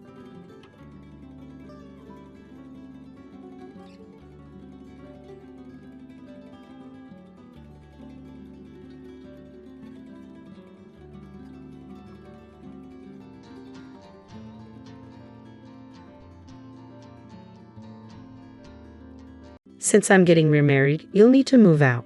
The $55,000 loan will be covered by my new partner, he said, his voice dripping with irony. Years of painstakingly working to pay off that loan left me stunned by his audacity to shift the burden onto his new wife. Then, I guess the $5,000 monthly payments will be your responsibility now, I replied, making clear the true amount I had been shouldering all along. Sign the divorce papers without delay, I continued, and just leave. Whatever comes next, even if it's hell, doesn't matter to me anymore. I'm Meg Smith, a 41-year-old housewife who works part-time. My husband Mike is 3 years older than me, and we've been married for 10 years. We first met while working at the same company. Back then, I was deeply engrossed in my career and had little interest in marriage or romance. However, after turning 30, a colleague who was contemplating going independent persuaded me to switch jobs. Just as I was starting to settle into my new role, Mike, a senior colleague from my old company, confessed his love for me. From the start, my relationship with Mike, who was in his mid-30s, was viewed through the lens of marriage. However, 2 years later, we tied the knot, largely due to pressure from those around us. My in-laws were incredibly supportive, treating me like their own daughter, which allowed me to continue working without concerns. A year after our marriage, we built a house that reflected our dreams and desires. Although it was a significant investment, we secured a loan with a manageable repayment plan. This major purchase solidified our commitment to supporting each other. For the first 2 years, we lived as a typical working couple. However, in our 3rd year of marriage, as we began contemplating starting a family, Mike dropped the bombshell that he wanted to leave his job to start his own business. He had always dreamed of launching his business before turning 40 and had been quietly building his network and saving money. While the future of his venture was uncertain, his resolve was unwavering. By the time I discovered his plans, he had already resigned from his job. I felt disheartened by the lack of communication between us, especially since he seemed to assume that my income alone would cover our needs. Shortly after Mike launched his business, my father-in-law fell ill and was hospitalized. It became clear that returning to his previous lifestyle was no longer feasible, and his home would need extensive renovations for his post-discharge needs. Although my in-laws insisted they could manage on their own, Mike decided that our family would cover all the expenses. I wanted to support my in-laws as much as possible, so I agreed to help, but covering the entire cost was a different story. Our household expenses surged, and I was left bewildered. Our income simply couldn't sustain such a large financial burden. Mike's business was struggling, with frequent contract cancellations and few new opportunities. His income had dwindled to nearly nothing, and I was left to handle all living expenses and loan payments with my salary. Despite being nearly unemployed, Mike remained indifferent to our financial strain, dismissing my concerns and treating the situation as if it were someone else's problem. Our credit card bills began to soar as Mike frequently went out drinking, claiming it was for client relations. Faced with the possibility of spending our lives just paying off loans, I suggested we either sell the house or shut down the struggling business. Mike dismissed my proposals, insisting, "We're not on the brink of ruin. This is a time to endure." The only reason we were managing it all was because of my salary, and I was the one bearing the brunt of our financial strain. Mike couldn't grasp this reality. Eventually, I felt it was pointless to discuss anything with him as long as payments were made on time. As the situation dragged on, our daily conversations dwindled. I knew Mike was spending time with other women under the guise of work, but I had become indifferent to him. One day, after returning from work, Mike finally spoke to me after a long silence. With a smirk, he waved a piece of paper in front of me and said, "I've decided to divorce you. Please sign here." I took a deep breath and responded calmly, accepting both his words and the divorce papers. It was likely because I had been contemplating proposing a divorce myself if he hadn't acted first. "Can we wait a moment? I just got home. Let's discuss this in the living room," I suggested. "I thought you wanted to talk, but now you're rushing me," he asked, his tone irritated. "I don't need any unnecessary conversation. Just get it over with," he snapped back. deliberately took my time moving to the living room, sensing Mike's growing impatience. I resented how everything was unfolding on his terms and decided to prolong the moment a bit longer. Regardless, the decision to divorce was made. The days we had spent together in the house we built with so much care were coming to an end. I wanted to savor these final moments at my own pace. As I settled on the sofa, I picked up the divorce papers once more. They seemed flimsy compared to the marriage registration we had signed a decade ago, possibly reflecting my current state of mind. "How long are you going to just stare at them?" Mike asked, his tone edged with irritation. "I have a question. What are your plans after the divorce?" "What do you mean? What am I going to do? Are you saying you're having second thoughts about the divorce?" "I'm going through with the divorce, but can we at least have a brief conversation before it's finalized? I'm planning to remarry, after all." "Remarrying, huh? So there's someone else. She must be young, attractive, and financially successful, unlike me, an old lady who didn't even have children with you. So you're planning to take advantage of her next." "Take advantage of her? What do you think of me?" "I'm simply laying out the facts. I've always handled the finances and you never had to worry about payments. Yet you act so superior. I can lead a better life without someone like you. The divorce is actually a favor for me." Sure. I'll brush off your bitter remarks as the ramblings of someone who's lost. Maybe I should have said more. "Keep talking. The divorce is final, and I won't have to see your face much longer. So please move out by the end of the week." "I'm leaving today. I can't stand hearing your voice any longer. By the way, does your new girlfriend know about the loans you're carrying?" "Of course she does. She's agreed to contribute $500 a month for living here. It's no big deal for her. She won't struggle with the loan payments like you did." "Understood." After signing the divorce papers, I decided to leave with my belongings already packed. I'll leave the remaining furniture behind as part of the asset division. Dispose of it if you don't need it. Just go. And best wishes to your new girlfriend. Handling a $5,000 monthly loan payment will be challenging, but good luck. By the way, I've left a note detailing the loan information for her. With a smile, I handed Mike the note, got into my car, and drove away from my former home. I headed straight to City Hall to submit the divorce papers. I hadn't felt this relieved in a long time and thought I should have divorced sooner without worrying about him managing the loan payments. A week after the divorce, one morning, I received multiple calls from my ex-husband, Mike. Though I had anticipated this, it was still quite irritating. I decided to address it and answered one of his calls. "Yes, what do you want?" "I wouldn't be calling if it weren't important." "That's quite rude, but is it true about the $5,000? I have no reason to lie. You're expecting me to cover your debt." I sighed deeply at his words. Maybe I should have explained everything more clearly instead of just relying on the note. Despite the inconvenience, all the details are laid out in that note. I thought you'd understand it if you read it. I'm calling because I still don't get it, even after reading. I'll break it down for you. Besides the mortgage on the house, there are the renovation costs for your parents' home that you chose, the personal loan for your father's medical expenses, the business loan for your venture, and the credit card debt you accrued, all under your name. If there were only a mortgage, I could have managed that, but there's much more. If you have doubts, you can verify it. I helped because I was your wife, but now that we're not, it's no longer my concern. I told you when I left that there's a monthly payment of $5,000. You must think this is a joke. You spent money like it was nothing. Did you ever consider these payments? Well, you'll have to deal with it with your new girlfriend. That's why you divorced me, right? Actually, she broke up with me. She said $5,000 a month is too much. I figured as much. It's understandable. Even someone with a high income would rarely agree to take on a $5,000 monthly payment for debts they didn't incur. No one wants to pay 10 times the value of a house over many years. Did you really earn that much after changing jobs? Yes, my salary increased fivefold after changing jobs, but all that income went straight to repayments. I didn't realize you were making so much. I wouldn't have suggested divorce if I had known. It's not that you didn't know, you just weren't interested. After I switched jobs, you never asked about my work or my salary. You should have brought it up yourself. You never discussed your income either, even when we worked together. You barely communicated. Once you went independent and had little to no income, yet continued to spend recklessly, I figured it was pointless to bring it up. Let's start over. Come back. I refuse. I finally achieved my freedom. Then what about the payments?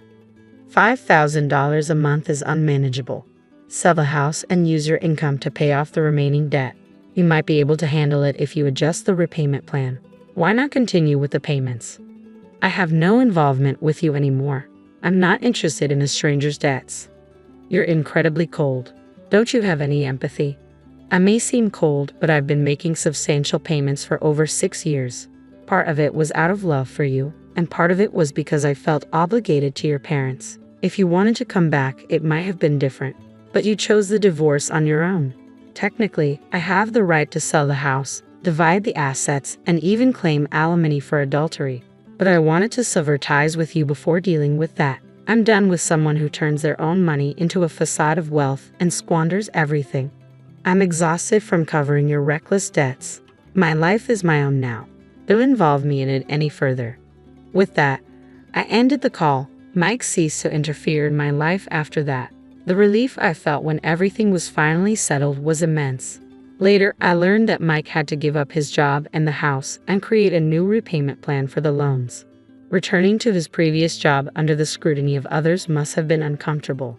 Despite this, he would continue to be burdened by loan payments. I'd also heard that his parents decided to sell their house and move to a retirement home. It saddened me to think they wouldn't have faced such a choice if we hadn't divorced. I assisted with their move and contributed financially to their entry fees as a way to repay the kindness they had shown me. I hope they can now enjoy a peaceful life without the strain of $5,000 monthly payments.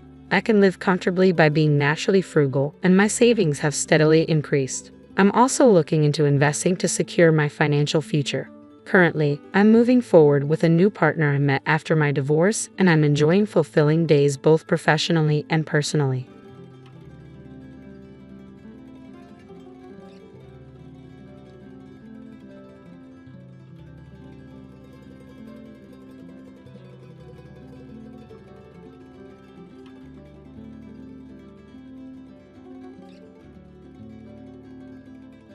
Did you really think you could just move your parents into our home without asking me, Ryan?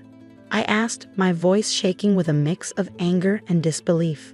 Ryan, my husband of 6 years, looked up from his laptop with a smirk I had grown to hate.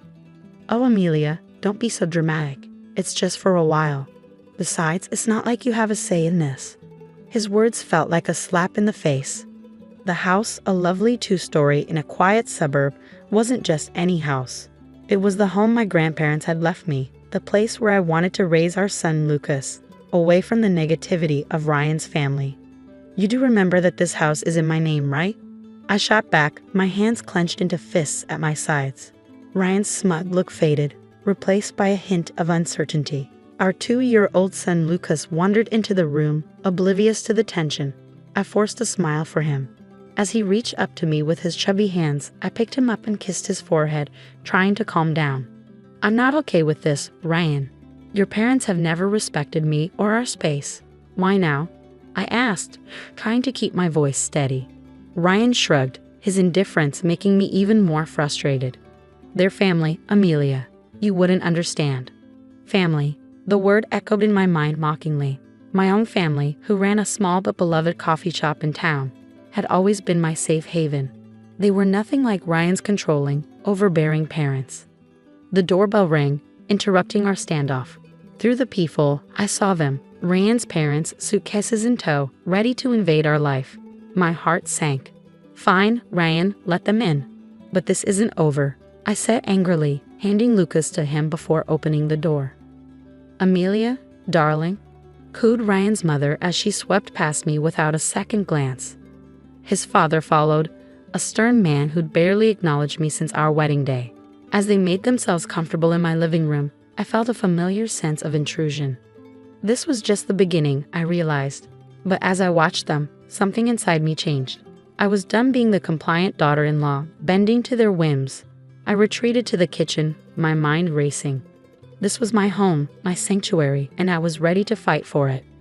The following days became a blur of unwanted changes. Ryan's mother, Elaine, had a knack for making herself overly present, which felt suffocating. She rearranged my kitchen, criticized my parenting, and acted as if our home belonged to her. Lucas shouldn't be eating that, Amelia. It's not healthy. Elaine scolded one morning as I prepared Lucas's breakfast. I held back a sharp reply, feeling her judgment like a slap. "He's fine, Elaine. It's just cereal." She sighed, shaking her head. "In our house, we believe in a proper diet. You really should learn." Her remarks felt like tiny jabs, wearing down my patience. Ryan, as usual, was no help, lost in his work and unaware of the growing tension. One evening, as I was putting Lucas to bed, Elaine barged into his room. "He's still not sleeping through the night. You must be doing something wrong." Her words felt like a slap, making me doubt my abilities as a mother. "I'm doing my best," I snapped back, unable to hide my frustration. Elaine's eyes narrowed. "Clearly, your best isn't good enough. Maybe if you had a real job and some structure in your life." Anger surged through me. "This is my house, Elaine. You're a guest here, remember that." Her laugh was cold. "Oh dear, Ryan never mentioned how delusional you are. This is his house too, and as his mother, I have every right to be here." The next day, I reached my limit. I found Elaine in Lucas's room, going through his drawers. "What do you think you're doing?" I demanded, my voice shaking with anger. "I'm just organizing." "This room is a mess," she replied, not even bothering to look at me. "That's it. I want you out of my house now," I exclaimed, feeling a mix of fury and desperation. Elaine turned to face me, her expression one of mock surprise. "Your house? Oh, sweetie, you're just the wife. This is Ryan's house too, and he wants us here." I stormed out of the room, my mind swirling with thoughts, Ryan's betrayal, Elaine's intrusion, and how they ignored my feelings. It was too much. I was tired of being pushed around, tired of my home being invaded by people who didn't respect me. That night, as I lay in bed, a plan started forming in my mind. I was going to take back control of my life, my home, and my son's future. Ryan and his parents had crossed a line, and it was time for them to realize I wouldn't be their doormat anymore. The fight was just beginning, and I was ready. A few days later, Ryan dropped a bombshell during an already tense dinner. "My parents need to stay with us longer. Their house is undergoing renovations," he said casually, as if it were no big deal. I felt my anger rise. "Longer? Ryan, we never talked about them staying here in the first place." He shrugged, avoiding my eyes. "It's just for a few more weeks." "What's the problem?" "The problem? Your mother treats me like I don't belong in my own home." I snapped, frustration boiling over. Elaine, overhearing us, chimed in with her usual condescending tone. "Amelia, you're overreacting. We're family. You should be more understanding." That night, sleep escaped me. Their words kept replaying in my mind, fueling a growing determination. I wasn't going to let them control me anymore. It was time to take a stand. The next morning, I called my brother Alex, who had always been there for me. "They're taking over my life, Alex. I can't handle it anymore," I confessed, holding back tears. Alex's voice was strong and supportive.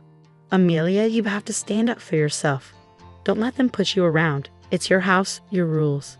His words gave me the courage I needed. I decided to talk to Ryan, but this time, I would be prepared. I gathered evidence of Elaine's bossy behavior, the rearranged kitchen, the disrupted routines, her constant rude comments. The day of confrontation came. I waited until Elaine and Ryan were in the living room. "We need to talk now," I declared, my voice steady despite the turmoil inside me. Ryan looked up, taken aback by my tone. "What's going on, Amelia?" "It's about your parents, Ryan. Their constant interference, their disrespect for my boundaries." "It stops today," I declared, holding up my list of complaints. Elaine scoffed. "This is ridiculous. We're just trying to be helpful." "Helpful? By undermining me all the time, by treating me like I don't matter in my own home." I shot back, my frustration boiling over. Ryan squirmed. "Amelia, they're my parents. We can't just ask them to leave." "No, Ryan. They're guests in my home, and they've stayed too long. Either they go, or I do with Lucas," I stated firmly, my determination clear. The room fell silent, my words hanging in the air. I saw Ryan's realization, but it was Elaine who spoke first. "You wouldn't dare," she spat, her mask slipping. "Try me." "I won't regret standing up for myself," I retorted, my voice filled with determination. That night, Ryan's parents packed their bags. As they left, Elaine shot me a hateful look. "You'll regret this, Amelia," she warned. But as the door closed behind them, I felt a weight lift off my shoulders. It was the first step in taking back control of my life, and I was prepared for whatever challenges lay ahead. The days after Elaine and her husband left were strangely quiet. Ryan's attitude towards me became cold and distant, our interactions minimal and strained. Yet, I found comfort in the peace of my home and the joyful laughter of Lucas. One evening, as Lucas played with his toys, Ryan announced, "I have to go on a business trip. I'll be gone for a few weeks." His tone was indifferent, as if our troubled relationship had taken a backseat to his work. "Fine," I replied sharply, barely able to hide my relief at the thought of his absence. After Ryan left, the atmosphere in the house shifted, feeling liberating. I started undoing the changes Elaine had made, each adjustment feeling like a small victory. But the real turning point came when I stumbled upon a series of emails on Ryan's laptop, left carelessly open. They revealed an affair, a betrayal that cut deeper than any of his mother's snide remarks. Anger, hurt, and a sense of betrayal swirled inside me. I knew it was time for Ryan to face the consequences. I began planning my next moves meticulously, each step aimed at making Ryan and his family answer for their deceit and manipulation. First, I secured my financial and legal position. I contacted a lawyer, explained my situation, and started the divorce proceedings. Then I focused on the house, a symbol of my grandparents' legacy and my independence. I reached out to a real estate agent. "I want to sell the house quickly and quietly," I told her. She was surprised but could sense the urgency in my voice. "Are you sure about this, Amelia? Selling the house is a big step," she warned. "I've never been more certain," I replied, fueled by a mix of betrayal and newfound determination. The house went on the market and offers came in quickly. The idea of Ryan returning to find his control gone brought a bittersweet satisfaction. In the midst of all this, I leaned on my family for support. My parents were shocked by Ryan's actions and stood by me and Lucas. "We're here for you, no matter what," my father assured me. Watching Lucas play, unaffected by the chaos, I silently promised to shield his happiness. Ryan's return was inevitable. But I was no longer the same person he left. Armed with truth and a plan, I was ready to confront him and take back my life. The day Ryan returned was heavy with tension. I had played out this moment in my head countless times, imagining every possible scenario. Yet my heart raced as I heard his key turn in the lock. "Amelia, I'm back," Ryan called out, his voice filling the now unfamiliar space. I stepped out from the kitchen, my stance firm. "Welcome home, Ryan. We need to talk." He glanced around, noticing the changes I'd made. "What's going on? The house looks different." I didn't falter. "I sold the house, Ryan. It's no longer ours." Disbelief washed over his face. "You did what? You can't just sell our house without telling me." "It's my house, Ryan. And after what I found out, I don't think you get a say anymore," I said, my voice steady but tinged with simmering anger. He scoffed, trying to regain control. "What are you talking about?" "The affair, Ryan. I know everything," I revealed, watching as his facade crumbled. His attempt to deny it was feeble and short-lived. "Amelia, it's not what you think." "I think it's exactly what it looks like. You betrayed me, our family," I retorted, the hurt clear in my voice. Ryan's expression shifted from shock to anger. "You're overreacting. We can fix this." "There's no we anymore, Ryan." "I filed for divorce," I declared, handing him the papers. The ensuing conversation was a blur of accusations and denials. But I stood my ground. The man I married was gone, replaced by a stranger driven by selfish desires. As he stormed out, vowing to contest the divorce, I felt a mix of freedom and apprehension. I had taken the first step toward a new life, but the fight was far from over. In the following weeks, our situation became public. Ryan's once imposing parents were now entangled in their son's mess. Their attempts to reach out were met with silence. I had cut ties with them, focusing solely on Lucas and finalizing the divorce. The day of the court hearing arrived. Ryan looked defeated, the consequences of his actions finally sinking in. As the judge granted the divorce and custody of Lucas to me, I felt a sense of justice. Ryan's plea for reconciliation after the hearing fell on deaf ears. "You made your choice, Ryan. Now you have to live with it," I said, turning away from him for the last time. News of our divorce and Ryan's affair spread, tarnishing his reputation and relationships. His once proud and judgmental parents found themselves shunned by those who had once respected them. Walking out of the courthouse holding Lucas's hand, I realized this wasn't just an end, but a new beginning, a chance for me and my son to start fresh, free from deceit and manipulation. The future was uncertain, but it was ours to shape. Life after the divorce felt like stepping out of a long, dark tunnel into the light. I had regained control not just of the house, now sold, but of my life. Lucas, unaware of the grown-up troubles, flourished in the love and stability I provided. My days were busy but fulfilling, focused on rebuilding our lives and running the coffee shop, my sanctuary. The shadow of Ryan and his parents lingered, casting a pall over my life. One day, as I was closing the shop, Ryan appeared, looking disheveled and desperate, a stark contrast to the composed man I had once known. "Amelia, please, I need to talk to you," he pleaded, his eyes searching mine for a glimmer of the compassion we once shared. I hesitated, torn by conflicting emotions. "What do you want, Ryan?" "It's about the alimony and child support," he began, his voice filled with embarrassment. "I can't afford it. I lost my job because of the scandal.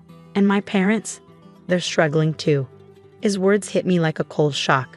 "That's not my problem, Ryan. You made your choices and now you have to face the consequences." "But Amelia, I have nothing left. Please, for old time's sake," he begged, his voice breaking with despair. I felt a pang of pity, but it was quickly overtaken by the memory of his betrayal. Old time's sake. Those times are gone, Ryan. You should have thought about the consequences before you cheated and lied. I turned to leave, but his next words stopped me in my tracks. "I'm sorry, Amelia. Truly, I am. I was a fool and I ruined everything. Please help me." For a moment, I glimpsed the man I once loved, vulnerable and regretful. But the pain he had caused was too deep, the betrayal too raw. "I'm sorry, Ryan, but I can't help you. You need to figure this out on your own," I said firmly, closing the chapter of our shared past for good. As I walked away, leaving Ryan standing alone, I felt a sense of closure. The journey had been painful, filled with betrayal and heartache, but it had led me to a place of strength and independence. Life moved on. Lucas grew, his laughter and curiosity bringing joy to our home. The coffee shop thrived, becoming a place of warmth and community. And as for me, I found contentment in simple pleasures: the aroma of fresh coffee, the sound of Lucas's giggles, and the support of loved ones. Ryan and his parents became distant memories, their legacy a reminder of the consequences of betrayal. My journey taught me resilience and the importance of standing up for oneself. As I locked the shop that evening, I looked up at the sky, its hues signaling the end of another day. I smiled, holding Lucas's hand tightly. Our future was uncertain, but it was bright. We were moving forward, step by step, into a new chapter of our lives.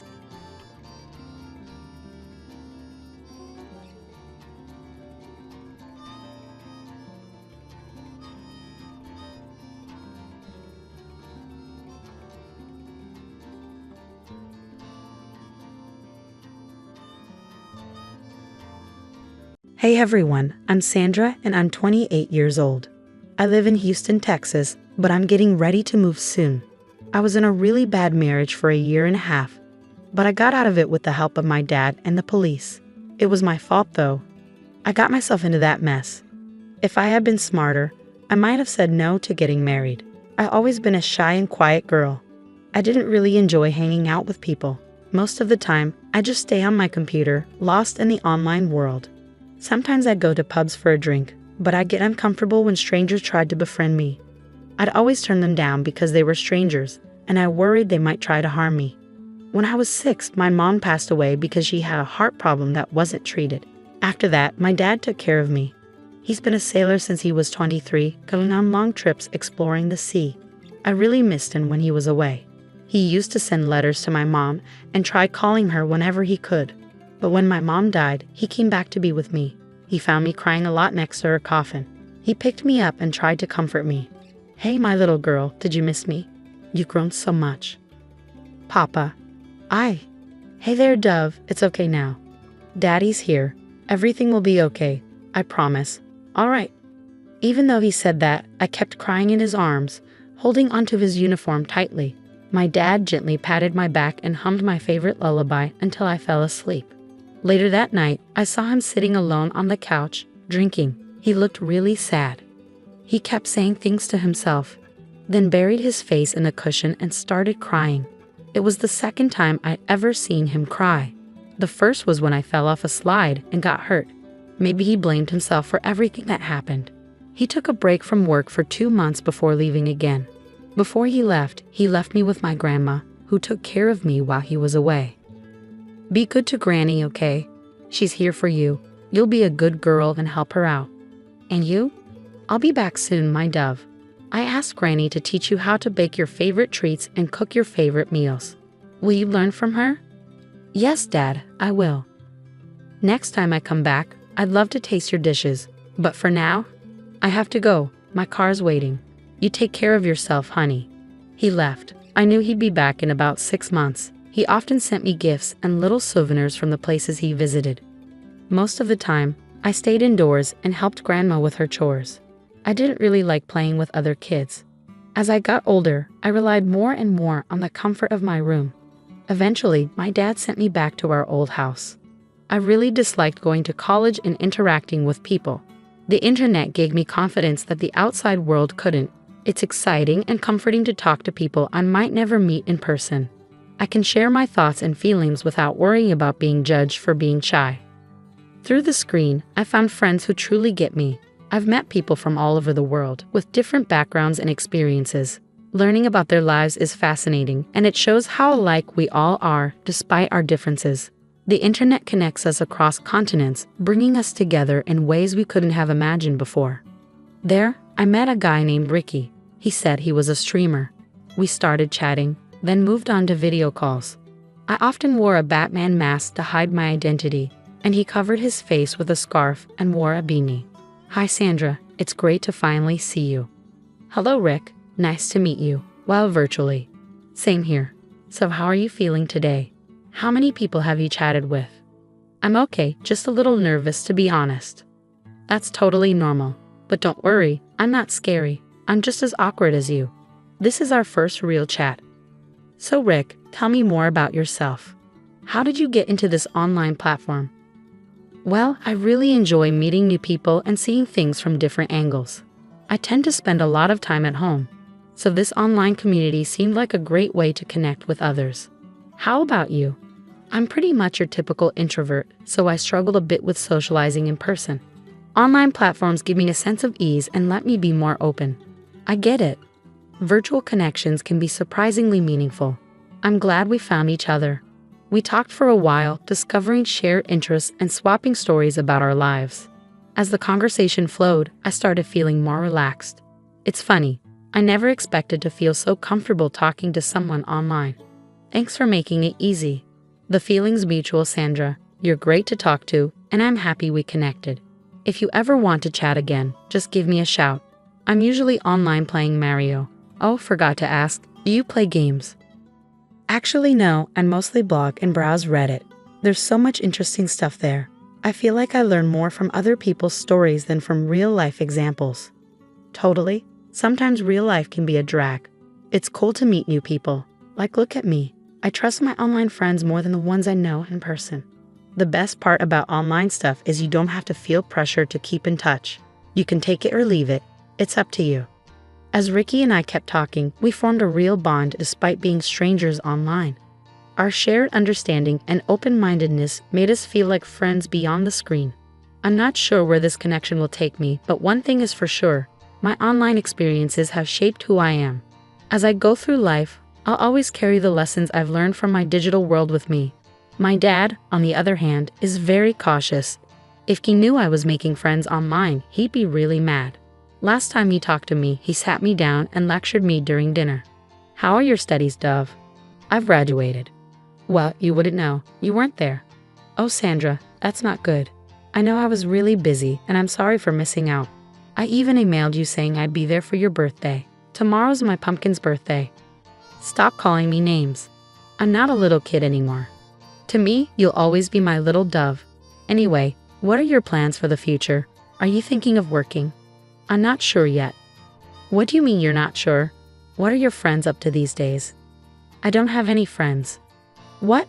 Listen, I didn't send you to your mom's place so you could just stay home and not interact with the world. There's so much out there, so many people you'll miss out on if you don't get out there, honey. That's the problem, Dad. I don't really know how, but I'll try. I mean, I do have friends, but they're all online. Online? Sandra, that's not the best way to make friends. Oh, come on. Alright, fine. How about we go out today? Maybe do a little shopping, just you and me. I haven't been out much lately, but I don't know if I can. Of course you can, Sandra. You have to try. This isn't a healthy way to live. I understand ever since Marissa passed away, Why are you bringing Mom into this? What are you trying to say? I'm not trying to say anything, honey. I'm just saying that we need to find ways to move forward from past hurts. We both love your mom, but we need to learn to move on. I don't know why, but I got really angry. I slammed the table and stood up. I didn't even want to finish my food. I took my plates to the sink. Sandra, please don't give your father that attitude. I was just trying to help you. Why can't you see that? You don't know everything about me, so don't try to. I was so angry. I went online to find Rick. At first, Ricky seemed like a nice person, understanding and willing to listen. It felt good to have someone to talk to, especially about the frustrations I've been dealing with. As an introvert, I always found comfort at home, with my computer screen as my companion. While others went out into the world, I preferred the safety of my virtual haven, where I could be myself without the pressure of face-to-face interactions. Lately, my dad had been pushing me more and more, especially since I told him how much time I spent online. I knew this would happen, he just didn't understand. He thought staying in my room all the time would hold me back from growing and learning. He wanted me to step out of my comfort zone, and that scared me. I vented my frustrations to Ricky, hoping he'd understand what I was going through. Hey Sandra, do you want to meet up? We're both introverts, so we can go somewhere quiet, with not too many people. I know a place like that. I'm not sure. It feels really sudden. I need some time to think. I just wanted to let you know what's been going on. Okay, no problem. I can wait. Whenever you're ready, you're always welcome to come by. Here's my address. Why are you being so nice to me? I'm just a stranger, aren't I? Because I like you. Like me, really? Yeah, I know it might sound strange, but I really want to get to know you. And if you ever feel the same, you know where to find me. It was a big step for me, stepping out into the real world. My heart was racing with excitement and nerves as I stood outside Rick's house, finally ready to meet the person I'd been talking to online for the past month. Surprisingly, he lived really close to me, just a 20-minute drive or so. I took a deep breath, gathering my courage before knocking on the weathered wooden door. It creaked open, and there was Rick with a warm smile that instantly calmed my nerves. He was quite charming. His house might not have been fancy at first glance, but there was something cozy about it. It felt authentic and welcoming. As I stepped inside, I couldn't help but notice the small details that spoke volumes about Ricky's character. The bookshelves filled with well-loved classics, the stack of board games, his computer setup, and so on. Welcome, welcome to my humble abode. Your presence graces my domain, fair master. Some gaming talk I might not fully grasp, but thank you. This is a really cozy place. Do you live alone? Nope, fair princess. I live with my mom. She stays downstairs, while I have the top floor all to myself. Come, I'll give you a tour. We spent the day talking, laughing, and getting to know each other even better. Meeting in person added a new dimension to our connection, and I grew to appreciate the person behind the screen even more. Rick was just as kind and genuine as I had hoped, and his quirky sense of humor only made me like him more. As the sun set, Rick suggested we take a walk outside, and I agreed eagerly. As we strolled through the nearby park, our conversation flowed effortlessly, and my initial nervousness melted away. Being with him in person felt like a natural extension of our online chats, but with a deeper level of closeness. Wait, so you didn't celebrate your birthday? No, I didn't really feel like it, especially after the argument with my dad. I'm really sorry to hear that. I'm sure he'll come around. He's your dad after all. I made a mistake. I trusted him too much. His words seemed sweet like honey, but I didn't realize I was just another one of his games. When we started dating, he became overly possessive and jealous. He always wanted me to talk to him on the phone or online. If I tried to chat with anyone else, he'd get angry. He kept saying he loved me and wanted to protect me. I believed him. Why did I believe him? As our relationship got stronger, it became clear that his mom didn't approve of me. It was tough to know she felt that way about me, someone she hadn't even met. Her disapproval weighed on me, and I couldn't understand why she couldn't see the love we had. Rick's close relationship with his mom was obvious, and he often called himself a mama's boy. While I respected their bond, it also made me feel distant. I knew family was important to him, but I felt like an outsider dealing with his mom's disapproval. The strangest thing was that his mother kind of wanted us to get married. She knew I didn't have anyone else in the world since my dad wasn't around. Maybe she thought I'd be useful to her. Not every parent is perfect. Just look at your dad. At least my mom cares about me. Please, Rick, when you talk like that, it really hurts. But you know I'm the one who loves you, right? Your dad doesn't love you like I do. So stop complaining about my life and try to compromise. We ended up having a secret wedding. Ricky didn't want me to invite my dad, saying he'd never approve. He managed to make me believe that my dad didn't care about me. I went along with it and got married to him quietly. I knew it was risky, but I was weak. You can call me weak, but my environment shaped me and I blamed myself for not standing up for myself. After a few months of being married, I began to see a side of his mother I never expected, one filled with cruelty and malice. She seemed to enjoy making me suffer, deliberately making me doubt myself and leaving me feeling shattered and defeated. It started with small comments and passive-aggressive remarks, slowly wearing down my confidence. I tried to ignore it, hoping her disapproval would go away over time. But instead, it only got worse, turning into a constant stream of emotional abuse. What is this? Is this supposed to be food? You think my son can eat this mess? Go and make it again, you idiot. Why is this place so dirty? Are you blind? What a sloppy girl. Get up, lazy girl. Take out the trash now. Honestly, have your parents taught you nothing? Her words were like daggers, leaving wounds that cut deep into my soul. She questioned every move I made, belittled my accomplishments, and manipulated situations to make me feel unworthy of Ricky's love. Meanwhile, my husband stayed in his room, lost in his music or video games. It felt like I was trapped in a never-ending nightmare, unable to escape her grip. Inside, I was filled with rage. I blamed myself for being so weak and stupid. How could I let myself be treated like this? I missed my dad terribly. I regretted our fights and pushing him away. I yelled at him to leave me alone, and with a heavy heart, he did a few days after my birthday. Now, I felt stuck and believed I deserved every bit of it. One day, feeling unwell and feverish, I curled up on the sofa, hoping a nap would help. Just as I was about to doze off, I was jolted awake by a sudden splash of cold water. It was Ally with a disgusted look on her face. What the hell are you doing sleeping on our couch? Did you get her groceries like I told you to? I didn't respond. I see. You want your old mother-in-law to do all the dirty work while you just lay around, you devil. She slapped me and started calling for Ricky. I couldn't take it anymore. I snapped. I'm not doing anything for you or your useless son. I've had enough of your. Go bother someone else. I can't and I won't take it anymore. I didn't receive an ounce of respect from this family, and I didn't care anymore.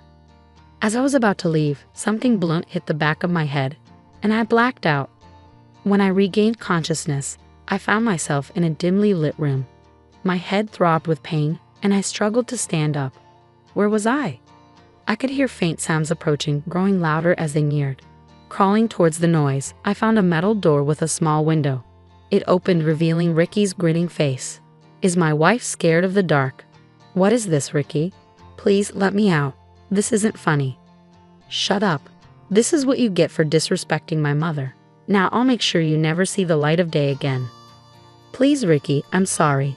I'll do anything. I promise I won't complain. Please let me out, I beg you. Not so fast, Buttercup. If you behave, I might consider letting you out. For now, this will be your little hideout.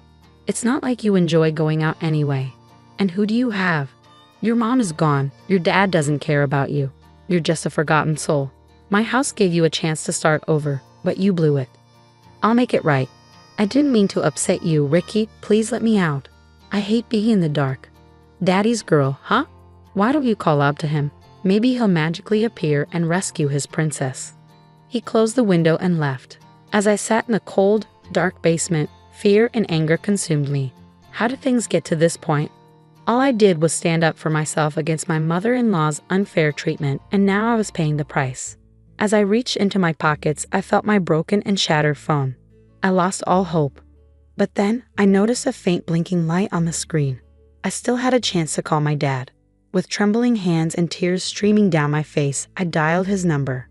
My voice shook as I told him what had happened, desperately hoping he could somehow rescue me from this nightmare. 2 days later, when I was barely hanging on and despair threatened to overwhelm me, I heard a car pull up outside the house. My heart raced as I strained to hear footsteps coming down the stairs. When the door swung open and I saw my father standing tall and resolute, a wave of relief and disbelief washed over me. I couldn't believe he had dropped everything to come save me. He had brought some cops with him. Rick and Allie were arrested on the spot.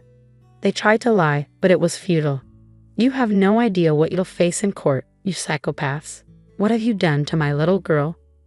"We are truly sorry. We never meant any harm. I was planning to let her go today, I swear," Rick pleaded. "And who are you to decide my daughter's fate? You're nothing but a pathetic scumbag from the gutter. All right, Sandra, let's go." As my dad led me out of that dark basement, I felt a newfound sense of strength and determination. The ordeal had been incredibly tough, but it showed me that I could overcome anything with my dad's unwavering support. From that moment on, I promised myself to stand up for myself and never let anyone silence me again. I hope Ricky and his mom rot in jail. I'm planning to move to New Orleans with my dad. Texas doesn't feel safe anymore, and I'll make sure to never trust online strangers again. Lesson learned.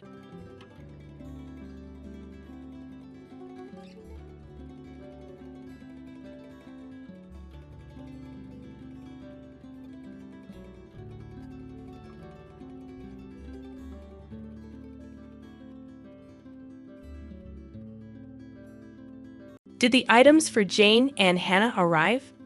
Starting today, we're going to be supporting them, my husband Bob declared triumphantly over the phone. I was at a loss for words due to Bob's sudden declaration. It seemed like Jane and Hannah were the only ones on his mind, with no consideration for me. I contemplated discarding such a husband. Yeah, the stuff arrived, and I just moved into a new place. I responded in a deliberately cheerful tone. "A new place?" Bob muttered, then seemed stunned. "My name is Caroline Smith, and I recently turned 50. I work in sales at a major company, and although the job comes with constant complaints and troubles from clients, it's rewarding and enjoyable. My only family is my husband Bob. We don't have children, and my parents passed away some time ago. My parents-in-law live nearby, but we aren't that close. We have a casual relationship. Bob loves dining out, often taking his sister Jane along for many outings. Jane's daughter, Hannah, always joins them. In the early stages of our marriage, I complained to Bob about him prioritizing Jane and her daughter over me. However, those feelings gradually faded. I want to repay them for the struggles I caused during my student days.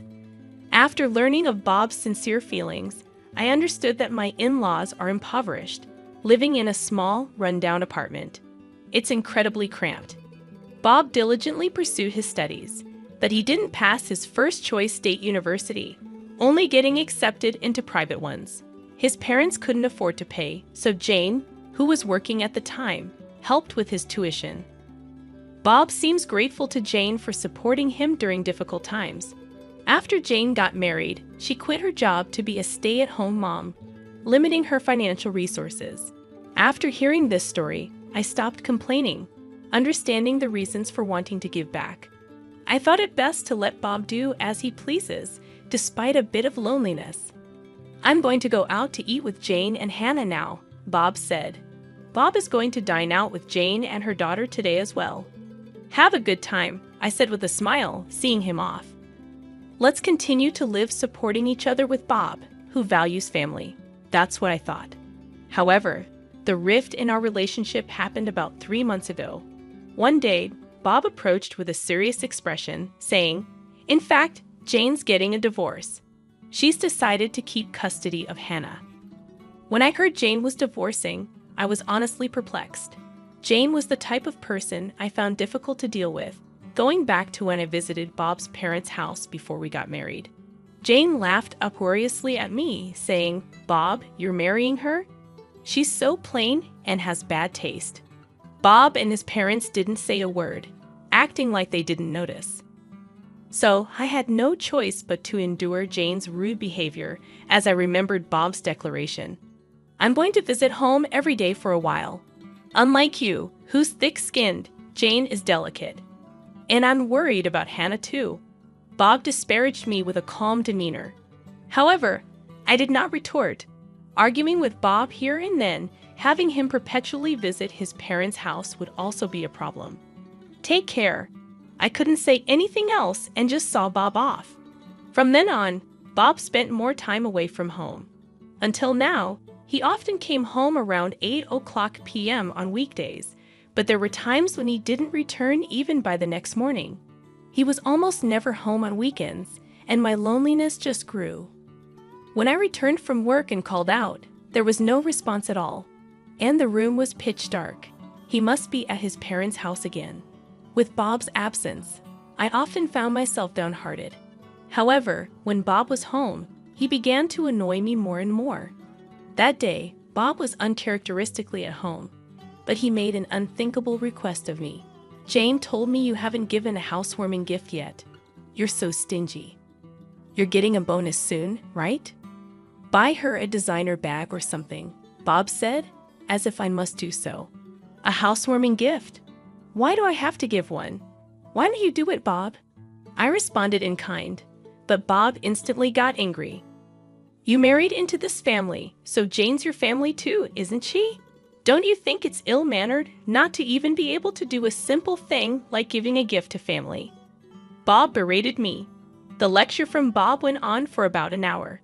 In the end, he only said, "Anyway, just make sure to give Jane and Hannah a gift before leaving the house. He's likely gone to his parents' house." "I've never received anything from Jane," I murmured quietly. A few days later, I got a call from Jane. "Hello, you heard from Bob, didn't you? You really don't think things through. Normally, you give a housewarming gift," Jane stated as if she deserved it. I got irritated at the selfish attitude, so I retaliated. "You've never done anything for us either, have you? Even at our wedding, we didn't get a gift from you." During the wedding, Jane said with a smile, "We're family, so we don't need a wedding gift, right?" and handed over an empty gift envelope. "But there's nothing inside, is there?" I asked. Even when I asked, Jane put on an innocent face. "I did buy the envelope, right? I'm so nice, aren't I?" Jane said with full confidence. I was at a loss for words at Jane's utter lack of common sense, and Jane had absolutely no restraint. She heartily ate the wedding meal and drank several drinks outside of the course. Even when I handed Jane the catalog gift for the guests, she complained, "Aren't there any luxurious items? If there were, I could take home several." "Caroline, you really don't think things through." That was the outcome, with her complaining like that. Remembering all that, Jane replied with a scoff, "You're my brother's wife. I don't need to give you anything, do I? You're the lowest in our family hierarchy. Rather, it's only natural for you to honor me. If you understand, go buy a new designer bag quickly." I was astounded at the way Jane spoke, unable to say anything. Hannah strikes up a conversation. "Caroline, make sure you buy my bag too. It has to be the one exclusive to the Fifth Avenue store, or I won't forgive you." "Bye, Hannah," laughing loudly with a ha-ha-ha. Hung up just like that. Unbelievable. Why am I the only one who has to endure this? I heaved a big sigh. After that, Bob just stopped coming home. Whenever he did come back, he would take money from my wallet without any regard for my desperate attempts to stop him. "You're always at home, so you're not going to use the money, right? I'll use it for something worthwhile. Be grateful." Waving a few bills, Bob left the house. I couldn't take this anymore. I was becoming worn out from Bob's selfish actions. Then one day, the doorbell rang, and I opened the front door. "Hello," I said, and someone who appeared to be a mover said, "Is this the residence of Mr. Bob Smith? We'll start moving the stuff right away. and began bringing a multitude of boxes into the house. I hurriedly tried to stop him, saying, "Wait a minute, we didn't order this." However, the mover responded with a slight troubled look. "It's Mr. Bob Smith's residence, right? We received a request directly from him."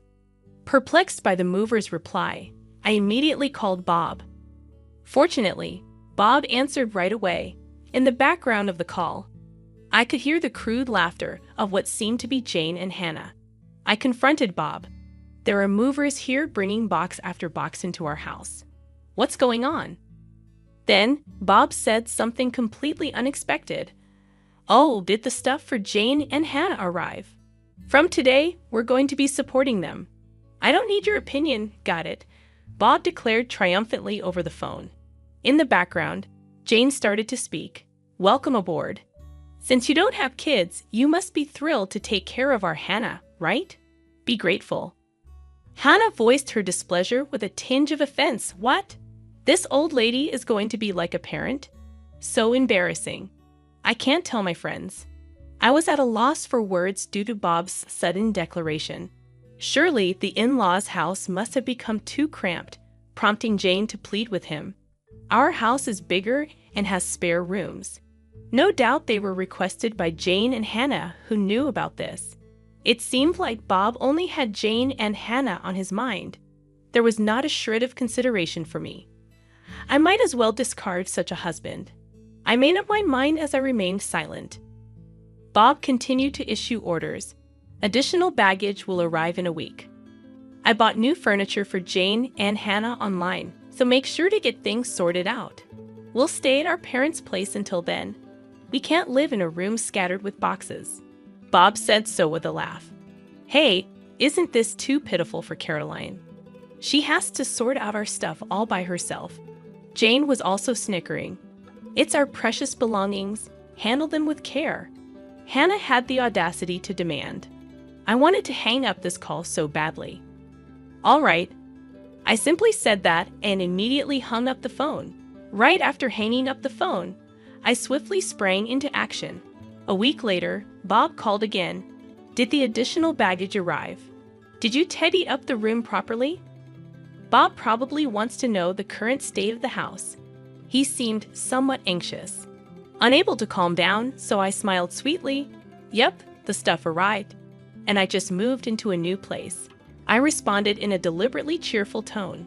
"Ha, a new place," Bob muttered, and then was stunned.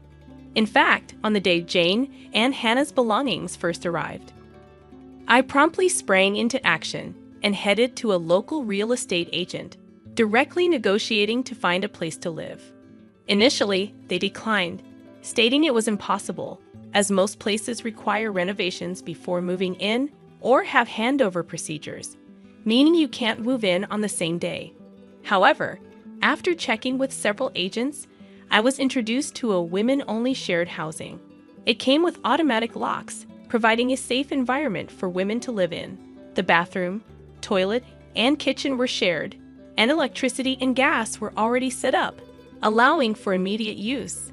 Additionally, a cleaning service came regularly, making it a well-thought-out housing option. Since it was furnished, minimal luggage would not be a problem. According to the real estate agent, there was just one room available. "I'd like to see the room right away," I immediately requested from the agent. They took me to view it straight away, and just by taking one look inside the room, I decided I'll take it. When I shared this story, Bob was visibly shaken, even over the phone. "Moving out on your own is utterly unreasonable, isn't it? We're a married couple. Apologize to me right now and come home," Bob scolded me. Jane, perhaps shaken, hysterically asked, "What's happening with our room?" Hannah too yelled angrily, "Don't mess with us, old hag." When I didn't rebut, Bob said, as if he thought of something clever, "Do you think it's okay to do such a selfish thing? If we get divorced, you'll be the one in trouble, you know." "That's right. With your age and looks, you won't find another suitor in the future, right? You're just a plain old lady. Your future is looking pretty bleak." "How pitiful." "Serves you right," Jane said, sounding rather pleased. In the background over the phone, Hannah was laughing and saying, "The old lady's done for." At that moment, Bob said, sounding smug, "If you apologize to us sincerely from now on, I'll forgive you. Unlike you, we're kind after all," he snorted through his nose, laughing. In the background of the call, Jane and Hannah were shouting in agreement, so I decided to set the record straight. Actually, Bob should be the one apologizing, don't you think? "I know about the affair you're having." Bob was visibly shaken. The truth is, Bob had been cheating for over 3 months. The other woman was a colleague from his workplace. "How did you find out?" "I thought I'd been utterly discreet," Bob asked, his voice trembling with fear. He must have been so sure he wouldn't get caught, so it wasn't surprising he reacted that way. Being the kind-hearted person that I am, I decided to tell him. "I hired a private investigator just in case, because you've hardly been home, right? I thought maybe you were cheating." Good thing I trusted my instincts, and since Bob stayed silent, I just kept on going. I was shocked when the PI got back to me. They finished the investigation in 3 days. "You were seeing her every day, huh? Those meals out with Jane and Hannah were only on your days off, it seems," I said, laughing. According to the PI's findings, Bob had been gallivanting around with his mistress every day after work. The money he'd likely been taking from my wallet must have been for her. Bob and his mistress were often close together, making it easy for the PI to get good pictures. "I'm going to divorce you, Bob, and I'll be demanding alimony. And, of course, from your colleague, the mistress as well. Expect a certified letter at your office." Smirking at Bob after receiving the PI's results, I headed straight to a law firm. Even the lawyers seemed rather taken aback by the conclusive evidence I presented. "How dare you?" Bob spat out, clearly irate. When a certified letter arrives at the company, even without opening it, they'll probably have a pretty good idea of what's going on. It's not just going to Bob, but to his mistress at the same company. Surely, everyone at the office will find out about their affair. "Hey, Bob, are you okay?" The situation has taken a dark turn, and Jane sounded anxious. Jane must have been planning to have Bob and me take care of life's chores for her, intending to lead a leisurely life. Jane has a long history of being a housewife, and it's unlikely she can start working now. Bob is the only one to rely on, and it can't be helped, I guess. "Bob, what are you going to do?" "I haven't worked a day since graduating from high school, and there's no way I'm doing a part-time job now." Hannah seems slightly troubled as well. Even when Jane and Hannah blame him, Bob remains silent, unable to say anything. I delivered a further blow to Bob. "Bob, you probably haven't saved any money, have you? It's said in the investigation report that you've been generously spending on your mistress, even bought her the new designer handbag. Maybe you're in debt too." I dropped a bomb, and whether Bob is shaken up, he can't find the words. Ignoring him, Jane is yelling at him. "What? You don't buy them for me. But why did you get them for your mistress? Are you kidding me? Plus debt? How much do you owe? I hate you, Bob. Even though I begged so much, you never bought me anything." Hannah also scolds Bob in a high-pitched voice. On the other side of the phone, Jane and Hannah are noisily complaining. "Caroline, I really am sorry, so please handle these two somehow," Bob pleaded with me in an exhausted voice. But I have no intention of forgiving Bob. "Why don't you deal with it yourself? I'm not involved, and it's what you deserve. Better tell your mistress soon. If you dilly-dally, a certified mail will reach your company, you know," I said to Bob with a smirk. Damn, Bob seemed frustrated. Ignoring such a Bob, I spoke. "Well then, do your best, and please give me plenty of alimony." I hung up the phone right there. After hanging up, there were several calls from Bob, but I ignored them. Let Bob and Jane struggle as much as they want. I muttered quietly and set Bob's contact to block incoming calls. After that, my divorce with Bob was finalized. Initially, Bob resisted because there was dual income. Until now, Bob could afford to live even while he just messed around. With just Bob's income, maintaining the lifestyle we've had until now is certainly not feasible. It seems like Bob understands that, which is why he doesn't want to divorce me. However, I have decisive evidence of Bob's infidelity. Ultimately, I conveyed to him that I have absolutely no intention of reconciling, and that I will take legal action if he doesn't agree to the divorce any longer. With that, Bob, hanging his head down, said, "I'll agree to the divorce," and stamped the divorce papers. So I demanded alimony from Bob and settlement for emotional damage from his partner. The amount was determined while being informed about the going rate from my lawyer. I believe it's a fair amount. In fact, Bob's partner paid it promptly. Apparently, she borrowed it from her parents after explaining the situation. However, it was a steep amount for Bob. Can it be reduced? Even though he said that numerous times, I ultimately rejected Bob's request during the meeting with our lawyers at the law office. "How about I add on the money you stole from my wallet?" I cheerfully asked. Bob turned pale as a ghost. "That amount is fine." In the end, Bob, trembling, agreed. After that, both Bob and his partner resigned from their company.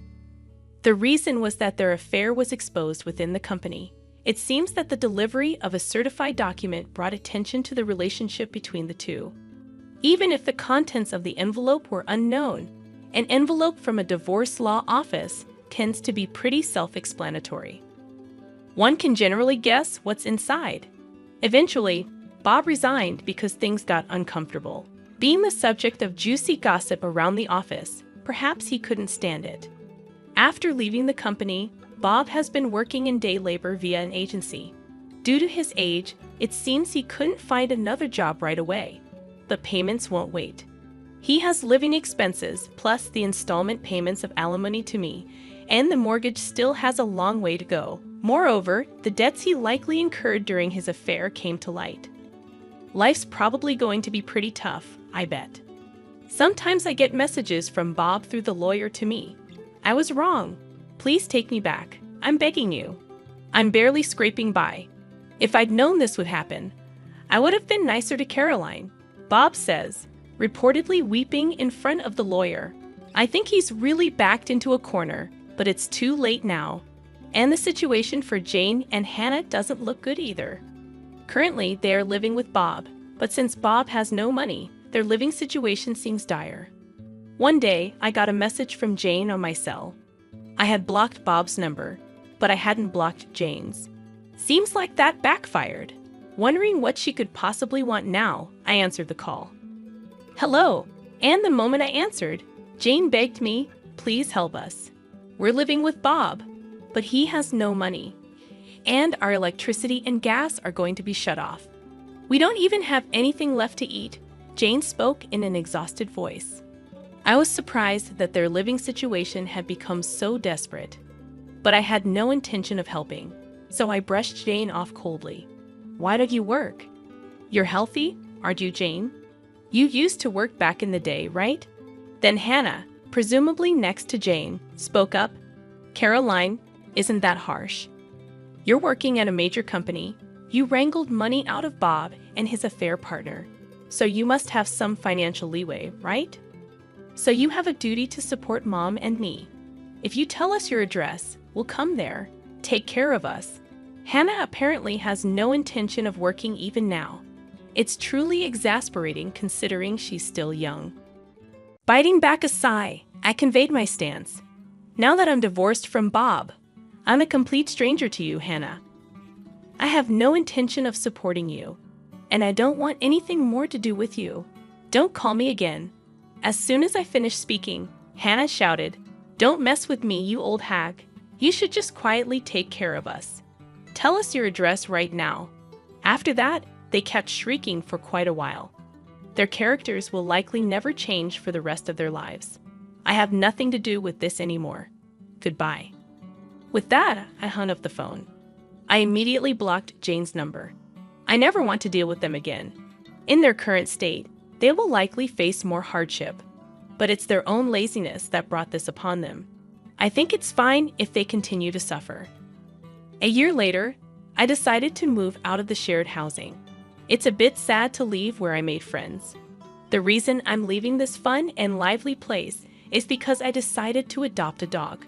I met the dog at an adoption event a dog-loving friend invited me to, and I went along.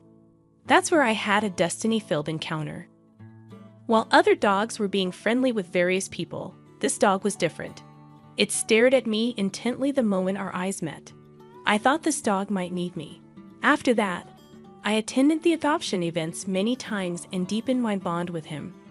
After several visits, joyfully, I was allowed to adopt him.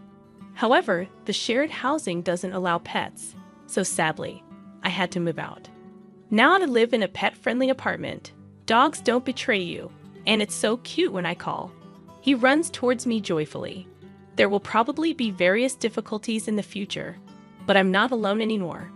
I want to move forward, facing forward, supporting each other with this beloved dog.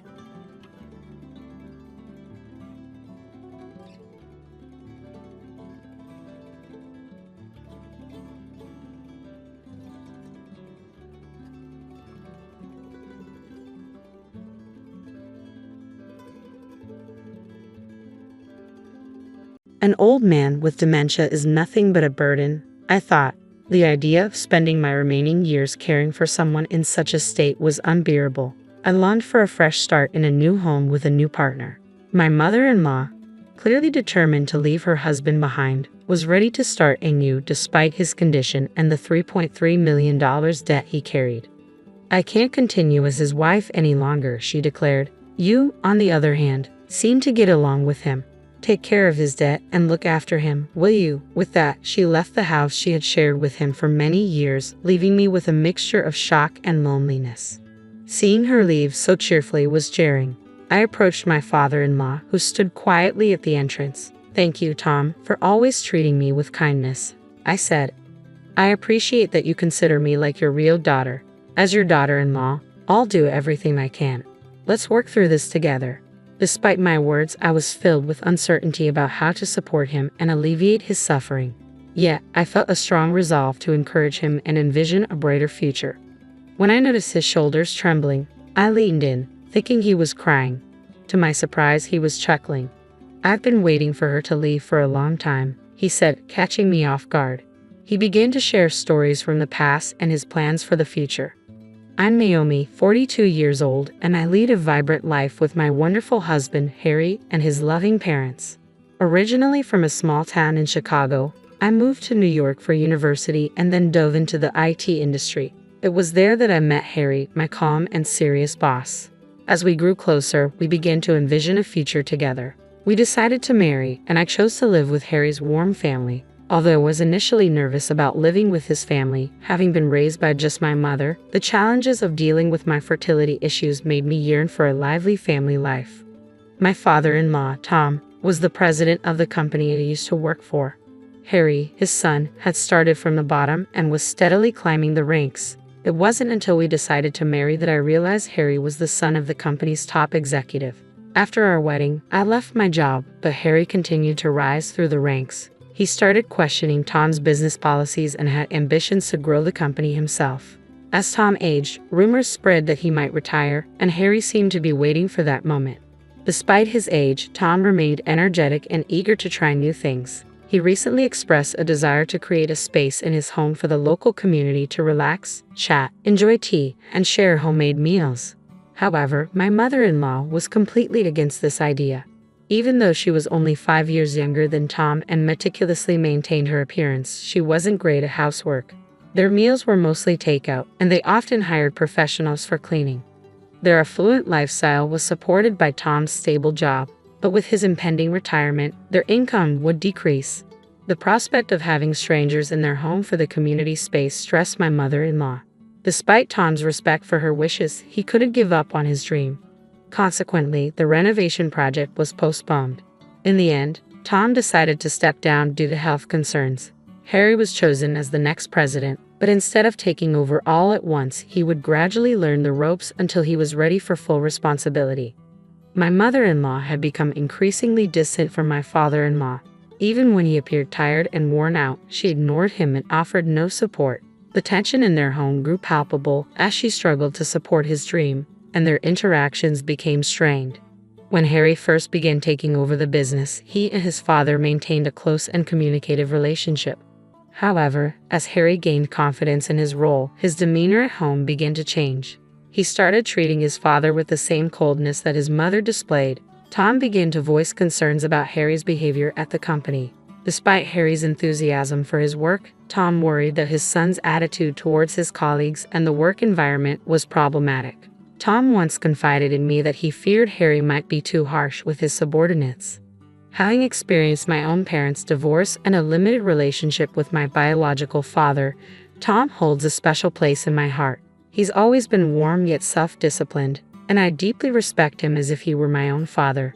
He also cares for me and has started to share his thoughts and feelings with me, which has made it all the more painful to witness the growing distance between him, my mother-in-law, and Harry. Both were stubborn and resistant to any attempts I made to encourage openness. Then, one day, my mother-in-law suggested a family meeting.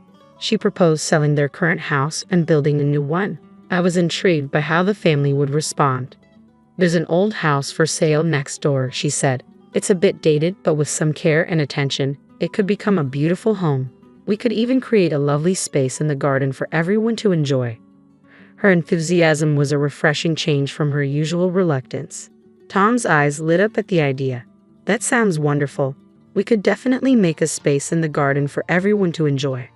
Harry smiled and said, "If it makes you happy, I'm all for it." And so, plans for the new house began, with my mother-in-law taking the lead on the project. When I inquired about the progress of the new house, my mother-in-law confidently told me to leave it to her and not to interfere. She seemed to be communicating frequently with Harry, and I assumed things were going smoothly.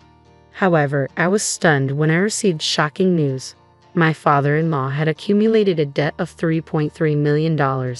Despite his reputation as a seasoned business figure with substantial investment experience, his calm demeanor had concealed the scale of his financial troubles. My mother-in-law's first reaction was to worry about the future of the new house. Although my father-in-law tried to reassure her, saying, "Don't worry, everything will be all right. I'll sort it out," her anxiety was palpable.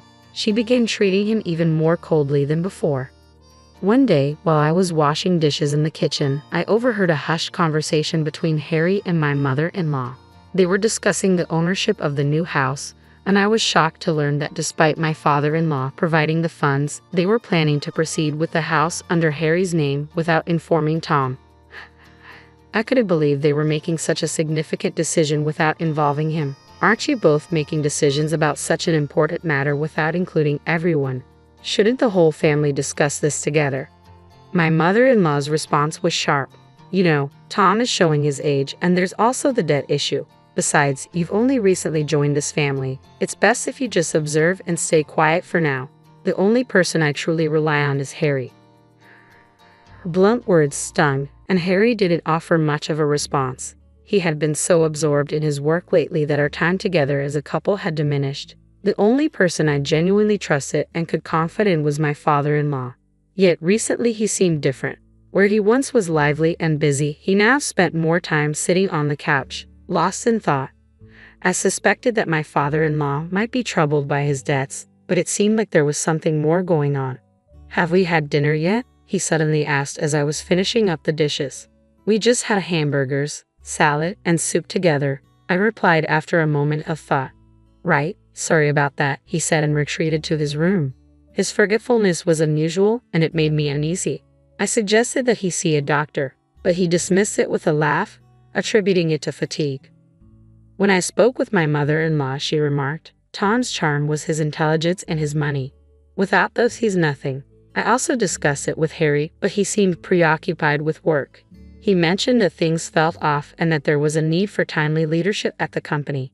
Amidst all this, I felt a deep sense of loneliness, as if no one in the family was genuinely concerned. I repeatedly urged my father-in-law to see a doctor, but he consistently refused. His condition seemed to worsen, and I took it upon myself to research dementia, trying various approaches and continuously persuading him to get help. "You must be having a hard time," my mother-in-law said with a sigh and a cold smile. "Tom isn't the man he used to be. Once Harry takes over the company, everything will be his. Isn't it only natural that Tom should have nothing left?" Her eyes were colder than I had ever seen, a look I had never encountered before. Her harsh words and the growing tension in the house left me feeling both surprised and anxious. With the atmosphere growing more strained, I hoped that moving to a new house would help refresh our spirits. Finally, the moving day arrived. We hired professionals to handle the large furniture while we took care of the smaller items. My mother-in-law provided specific instructions such as where to place each item, and we followed them carefully. The last items to be moved were the cherished belongings of my father-in-law and me. I returned to our old place to fetch my father-in-law when my mother-in-law appeared unexpectedly. "Thank you, everything is sorted now," she said. "Actually, I've arranged another moving destination for you as well." Her shocking revelation left me speechless. I stammered, "What do you mean?" She handed me a note with the address of a nearby flat. Seeing her smiling face, I was at a loss for words. She cheerfully explained, "The new house will be for me, Harry, and Ted to enjoy. So you and Tom should start fresh in your new place." I couldn't grasp what was happening. The only thing I knew for sure was that I couldn't leave my father-in-law alone. As I prepared to leave, she added, "Well, Tom needs you now. Do your best for him. We can think about what comes next when the time is right." My mind was spinning with shock and confusion. Who was this Ted she mentioned? I could hardly think straight. "How can you abandon Tom after all the years of support he's given to the family?" I asked, my voice trembling. She laughed, absent-mindedly playing with her hair. "I want to enjoy my life too. I've taken care of Tom's needs, but daily life with him has become tedious. I want a fresh start with Ted." I couldn't believe her words. It seemed my mother-in-law was set on leaving her long supportive husband to pursue a new life with someone else. Tears welled up in my eyes. "So all your plans for a new life come at our expense?" With a glint in her eye, she replied, "Grow up a little. We all have the right to seek new beginnings. Besides, if people knew about Tom's $3.3 million debt, they'd reconsider too." For a moment, I was utterly speechless, struggling to process the gravity of her decision. I was stunned by my mother-in-law's audacity. Despite my shock and confusion, I knew I had to stay calm and handle the situation for my own sake. "You're saddled with a $3.3 million debt, and continuing this marriage is unfeasible," she said dismissively. "My husband seems to have a fondness for you, so you can manage the debt and take care of him." With that, she offloaded her responsibilities onto me and left the house without a second thought about the dire situation her husband was in. Watching her leave with such confidence, I was overwhelmed by a mix of shock and loneliness. After she departed, I approached my father-in-law, who stood dejectedly at the entrance. "Tom, thank you for always being so kind to me," I said softly. "I'm honored that you see me as your own daughter. I promise to do everything I can as your daughter-in-law. We'll face this together." Although I tried to comfort him, I was engulfed by anxiety, unsure how to support him and ease his suffering. Yet a deep desire to help the man I respected and to envision a brighter future for him filled my heart. As his shoulders began to tremble, I leaned in, worried that he might be crying. To my surprise, he was laughing uncontrollably. "I've been waiting for her to leave for a long time," he said, his laughter still echoing. His unexpected reaction left me stunned. He continued, "When she talked about wanting a new house, I saw it as an opportunity. She's so dependent on me that I hoped she'd ask for a divorce. I didn't expect to be kicked out of the house, though." I was dumbfounded by his revelation. His elaborate act had completely fooled me. Seeing the confusion on my face, Tom smiled gently. "Naomi, I'm sorry things turned out this way, but don't worry about the investment. Even if it goes wrong, we won't lose much. Now the real adventure begins." When we arrived at the new house, my mother-in-law was visibly upset. "Naomi, why did you bring Tom here? You two were supposed to move into a flat. Plus, my new boyfriend is coming tomorrow. Harry's taking over the business, so I need Tom's bank statements," she demanded, flustered. Tom, seemingly unaffected by her dismay, turned to her with a steely gaze. "I know you plan to enjoy your time with your new lover," he said, shifting the atmosphere dramatically. My mother-in-law was taken aback, and Harry stood silent, watching the confrontation unfold. "I've already transferred the ownership of this house to my name," my father-in-law said with a hint of apology. "It'll be difficult for you to stay here now." His words left my mother-in-law speechless, her eyes widening in disbelief. "But don't worry, I've found a flat nearby for you. Enjoy your new life with your boyfriend. I'll cover the rent for the first few months," he added, his smile cold.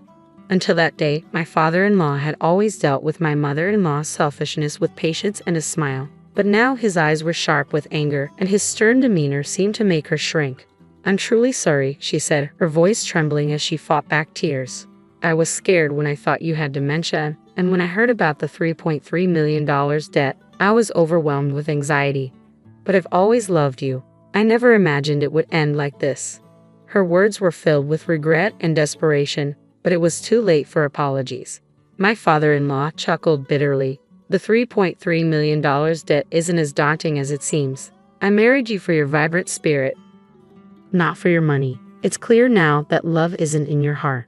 I want to spend my remaining years in peace, and I don't want you here anymore. Please leave." Without even looking at her, he asked her to leave. Harry, stunned, gathered my mother-in-law's belongings and placed them by the door. He didn't want to abandon her but seemed to be trying to make amends with his father, perhaps to protect his own interests. "What are you saying, Harry? Are you leaving me behind? Help me. Forgive me just one more time," she pleaded, tears streaming down her face. Ignoring her cries, my father-in-law and Harry walked into their new home. Her heartbreaking screams echoed in the tense atmosphere, but I followed them inside. Later, Harry made desperate attempts to reconcile with his father, but his work attitudes and interpersonal issues proved problematic. The company had another promising successor who had been performing well, and responsibilities were gradually being handed over to him. Consequently, my father-in-law entrusted the company to this new successor and stepped down as president. Harry, who had assumed he would naturally take over, was deeply shocked. Meanwhile, my mother-in-law began her new life in a small flat with her affair partner Ted. However, her new life didn't bring the happiness she had hoped for. Eventually, their relationship soured, leaving her alone once again. Concerned for her, I occasionally checked in on her. Her current state, far from her once glamorous days, was lonely and hard to witness. In contrast, my father-in-law and I began building a community space in our area. He provided the financial support, while I worked diligently to create a welcoming environment. The space became a local sensation, featured in magazines and online, and attracted many visitors. Riding this wave, we established an organization and expanded our activities. Harry, having left his previous job, now participates in our efforts. He used to be quite prideful, but through interactions with diverse people, I hope he becomes kinder and more compassionate. Together, we aim to fulfill Tom's dream and strengthen our community bonds, looking forward to many joyful days ahead. Greetings, I'm Felicity, and I've reached the age of 37. Allow me to recount an intriguing experience and how I swiftly handled it, as I'm not one to be deceived, contrary to many tales I've encountered. Surprisingly, I had a good relationship with my mother-in-law before everything unraveled. Our bond was smooth, filled with warmth, perfection, and mutual respect. My husband, Frank, was the love of my life, my partner in crime, and my best friend. From my perspective, everything seemed picture perfect. This isn't a delusion or oversight on my part. Sure, we had our arguments like any normal family, but there were no red flags and all seemed well. However, the shocking turn of events that followed left me bewildered. Let me narrate the incident and explain why I chose to seek revenge on my husband and mother-in-law. I had planned something special for our family, a vacation originally meant for Frank and me. However, considering Tiana, my widowed sister-in-law, and her loneliness, I decided to include her. I sponsored most of the trip, covering accommodation, meals, and activities. Frank and Tiana were only responsible for their additional expenses. The plan was to treat them to a once-in-a-lifetime vacation in Spain, exploring Barcelona's vibrant streets, savoring tapas, and enjoying the Mediterranean sunshine. The thought of creating lasting memories and strengthening our bond excited me. Little did I know that this grand adventure would lead to events that shook the foundation of trust and shattered the illusion of our perfect family. Backtracking to that fateful day, filled with hope and promise for our Spanish dreams, I stood in the living room holding plane tickets with a smile on my face. Gathering Frank and Tiana, I revealed the surprise. They exchanged puzzled glances, curiosity etched on their faces. Tiana, with her wise eyes, tilted her head slightly, With a flourish, I presented the tickets and shared my plans for our Spanish adventure, hoping to see joy and gratitude in their eyes. Frank's face lit up, expressing genuine anticipation. "Felicity, you truly are something else," he explained. Anticipation bubbled within me as I eagerly awaited the commencement of our extraordinary journey. Tiana, on the other hand, donned a gentler smile, her gaze meeting mine. "Oh, my sweet Felicity, you've truly outdone yourself. This is a gift beyond measure." "I'm deeply touched," she expressed. In that moment, pride and contentment swelled within my heart. Their reactions were a validation of the love and effort I had poured into this surprise. I had envisioned this vacation as the adhesive that would strengthen our bonds, creating unforgettable memories and fortifying the already seemingly unbreakable ties. However, as you might suspect, this tale takes a treacherous turn. Beneath the facade of our seemingly idyllic relationship, a complex web of deceit and betrayal lay in wait, ready to ensnare us all.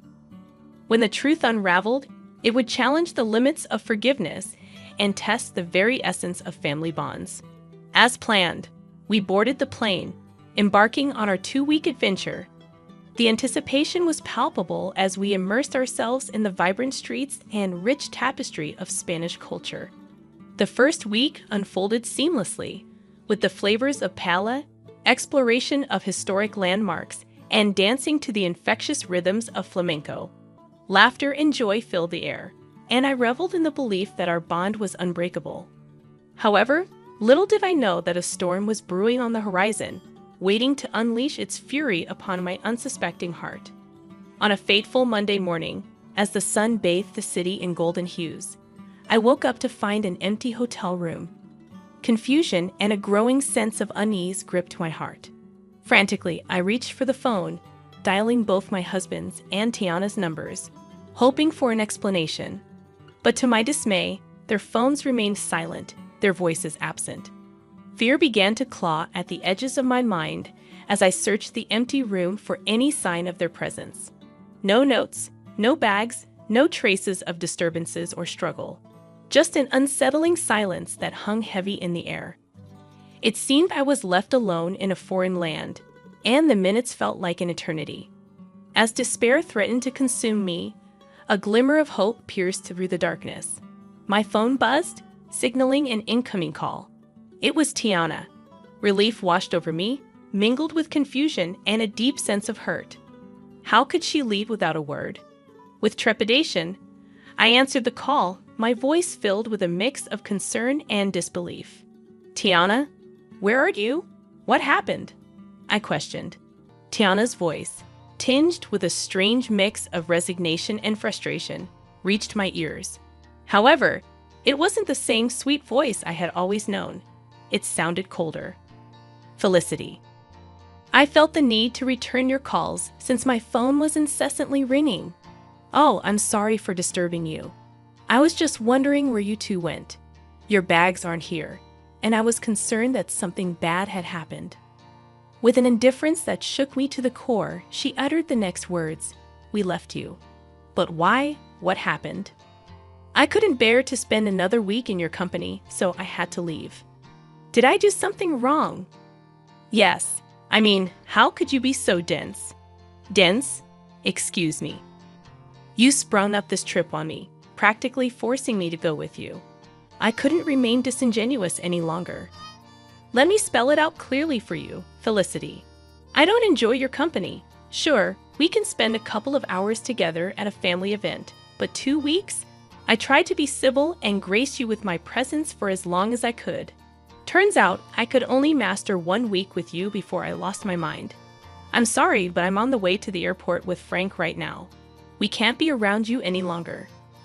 Shock reverberated through my core as the revelation struck me like a bolt of lightning, unraveling the threads of trust I had so naively woven. How could our seemingly unbreakable bond crumble beneath the weight of unspoken grievances? Questions flooded my mind as I grappled with this harsh reality. What had I done wrong? What exactly did I do to deserve such harshness? How did things escalate to this point? Was there no chance for reconciliation? Confusion and heartache intertwined within me, the pain of betrayal seeping deep into my soul. I didn't know you felt this way, Tiana, honestly. And you had no reason to. I'd always led you to assume that things were fine and dandy between us. Why not bring that up? Why not sit me down so that we could hash out whatever problem there was between us? Because if I'm being honest, I still don't know what I've done to wrong you. That's the thing. I just can't put my finger on it, but you just irk me. What? That's the most childish thing I've ever heard. You can't stand me just because of some inexplicable irk? Grow up, Tiana. I thought I offended you or something, but I didn't do anything wrong, right? Not necessarily, but it doesn't matter. What matters is how I feel about you, and I feel that you're annoying, and I just can't stand being around you. If that's the case, then why did you say yes to coming with us on this trip? Because it was a free trip to Spain. No one is going to turn down that opportunity. But as the days went by, I grew more and more tired of your antics. What antics, Tiana? What did I do that was so bad that you decided to leave me all alone in a foreign country? She failed to answer, and I grew more impatient with this impromptu disdain coming out of nowhere. I was shocked, hurt, confused, and angry. But most of all, I was just sad. I had to inquire about my beloved husband and what he had to say in all of this. Let me speak to Frank, casually and easily. Tiana passed the phone on to Frank. Assuming someone, likely Frank, was eavesdropping on the entire conversation, he responded with the same indifference and coldness as his mother. Hello. Really, Frank? You decided to leave me too. I didn't leave you because I don't like you. I left because my mom needed me to take her home. So you knew about all of this? How long have you known about your mother's apparent hatred towards me? For some time now. I was hoping this trip would bring her closer to you, but I was wrong. Okay, but what I'm failing to understand is why none of you approached me about this. We're all adults, meaning if there's an issue, we solve it. It's not like we haven't had arguments in the past. We sat down and solved those arguments. What's different about this time? Frank failed to answer, mirroring his mother's earlier silence. The only thing I can safely conclude about this entire stupid debacle is that your mother hates me for a silly reason, which she knows isn't valid. Maybe she's jealous of me or something. Maybe I have something she can't have, and she knows she can't speak up about it without sounding foolish. So she's beating around the bush. Am I correct in assuming that? Their resounding silence affirmed my assumption. Well, I can say that I'm honestly shocked. I didn't know that you two felt this way about me. I hope you have a safe flight back home. I cut the call, pacing around the hotel room, still trying to understand the issue. As I contemplated whether I deserved this treatment, I realized that 47 years on this planet had taught me that sometimes people hate for no apparent reason, driven by jealousy or bitterness. It's not uncommon, but the last people I expected this behavior from were my own family. After sobbing for some time, I had an epiphany, taking me back to the moment when I decided to take control of my destiny and seek vengeance against those who wronged me without cause. It was a pivotal moment that would forever change the course of my life. Wiping away my tears, a newfound determination welled up within me. I refused to waste any more precious emotions on their actions. It was time to show them they couldn't trample over my heart and get away with it. With trembling fingers, I dialed my childhood friend Arlo's number, knowing I could trust him with my darkest secrets. After pouring out my heart and explaining the painful betrayal, I cautiously asked if he could assist me in my quest for justice. Arlo, always the loyal and mischievous friend, listened intently, his voice filled with a mix of concern and excitement, reassuring me that he had my back. Felicity, my dear friend, you're a force to be reckoned with, and you know you can count on me for anything and everything. So, what are you planning on doing? Well, Arlo, you know how your construction company always has excess sawdust. Yes, it can be quite a hassle to get rid of sometimes. I believe I've found the perfect use for it. His curiosity piqued. I unraveled my plan like a carefully crafted script, detailing how we would execute the ultimate act of retaliation. Bags of sawdust would be delivered to Tiana's house, infiltrating every corner and crevice, leaving an indelible mark of chaos and betrayal. Arlo couldn't help but smile at the brilliance of my idea, a subtle yet impactful reminder to Tiana of the stress she had unleashed upon my life. Armed with Arlo's expertise and my newfound determination, we set our plan into motion. The question arose, how would we get inside the house before they returned? You need to get the spare key hidden under the potted plant on the patio. Then you'll be in. Wow, you thought of everything, huh? I'm not one to be played with. I think I'm a reasonable woman, but if they want to go lower and act childish, then I'll go even lower. Atta girl. As the hours passed, anticipation swirled within me. Arlo assured me that the mission was complete, and soon, I would witness the fallout of our carefully orchestrated chaos. Then, like a sweet melody in my ear, my phone chimed with a message from Arlo. I eagerly opened the pictures he had sent, revealing a sight to behold.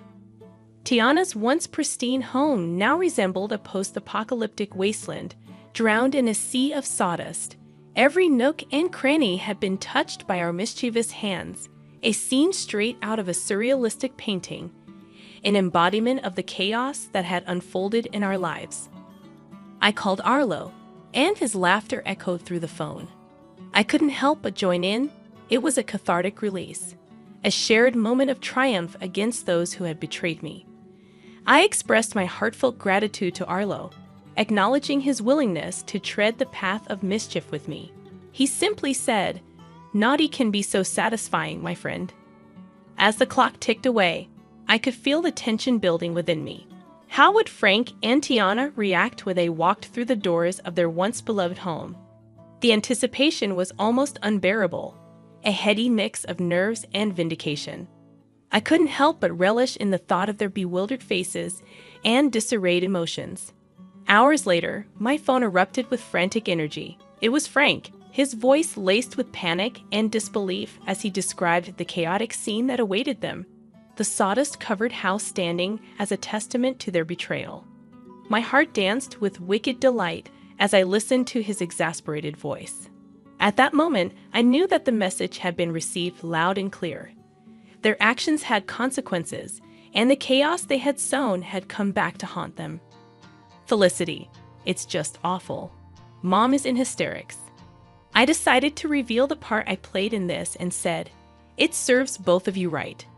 How could you leave me here alone without a valid reason, no less?" "Wake, Felicity, was this your doing?" The wailing and panic in the background stopped, and instead, I approached Frank's phone. I heard my mother-in-law say, "Give me that," before shouting in my ear, "How could you do this to us?" To me. "I have no idea what you're talking about. Have you considered that this is just your karma?" "Oh, come on, Felicity. We all know it was you. Who else would have access to my home?" It's very easy to break into someone's home nowadays, Tiana, especially if you don't have any security cameras installed, which, by the way, you should seriously consider doing to prevent things like this from happening again. Honestly, Felicity, how can you do this to us? When are we supposed to sleep? This sawdust is making my lungs ache. Oh, that's right. You probably forgot to get the keys to my house, huh? Well, that's a shame. I'm guessing you two are going to have to stay in yet another hotel. But for how long? Until I decide to come back from my vacation, I guess. I mean, I paid for 2 weeks after all, and who knows, I might feel greedy and decide to extend my stay. Frank then took the phone from Tiana, and she began to bawl once again, mourning her ruined furniture. Felicity, this was foul. How could you do this? I don't know why you're assuming that I had anything to do with this. I mean, how could I? I'm currently relaxing in the hotel jacuzzi. How could I have done this? I held back my laughter as the two of them were clearly confused as to what had happened, even though they suspected I had something to do with it, which I obviously did. But they didn't have any solid proof, so I basked in all the glory of knowing that they were frustrated but had nowhere to direct their anger. As I bid Frank farewell on the phone, a sense of contentment washed over me. I had taken control of my narrative, leaving them to grapple with the consequences of their actions. I know what I did was quite foul and even quite dangerous considering how old Tiana is. I mean, spending even a night in that house could lead to serious health consequences. But I knew that they wouldn't dare to dream of staying there. It was too sabotaged to be habitable. They just had to rely on staying in a hotel for a little bit longer because I didn't want my money to go to waste. I stayed that extra week in Spain, enjoying the culture as I intended, while my husband and my mother-in-law were undoubtedly worried, trying to find a cleaning company that would take on such a daunting task. I didn't know how long it would take to get the house professionally cleaned, but I knew that in the meantime, my mother-in-law would have to stay with us in my home. And I knew that she would just be irritated the whole time since she apparently can't stand my company. This should serve as a reminder to some of you that some people need to learn the hard way. And if it just so happens that you can dish out your own justice, then by all means, go ahead and do it, and really give people something to be mad about.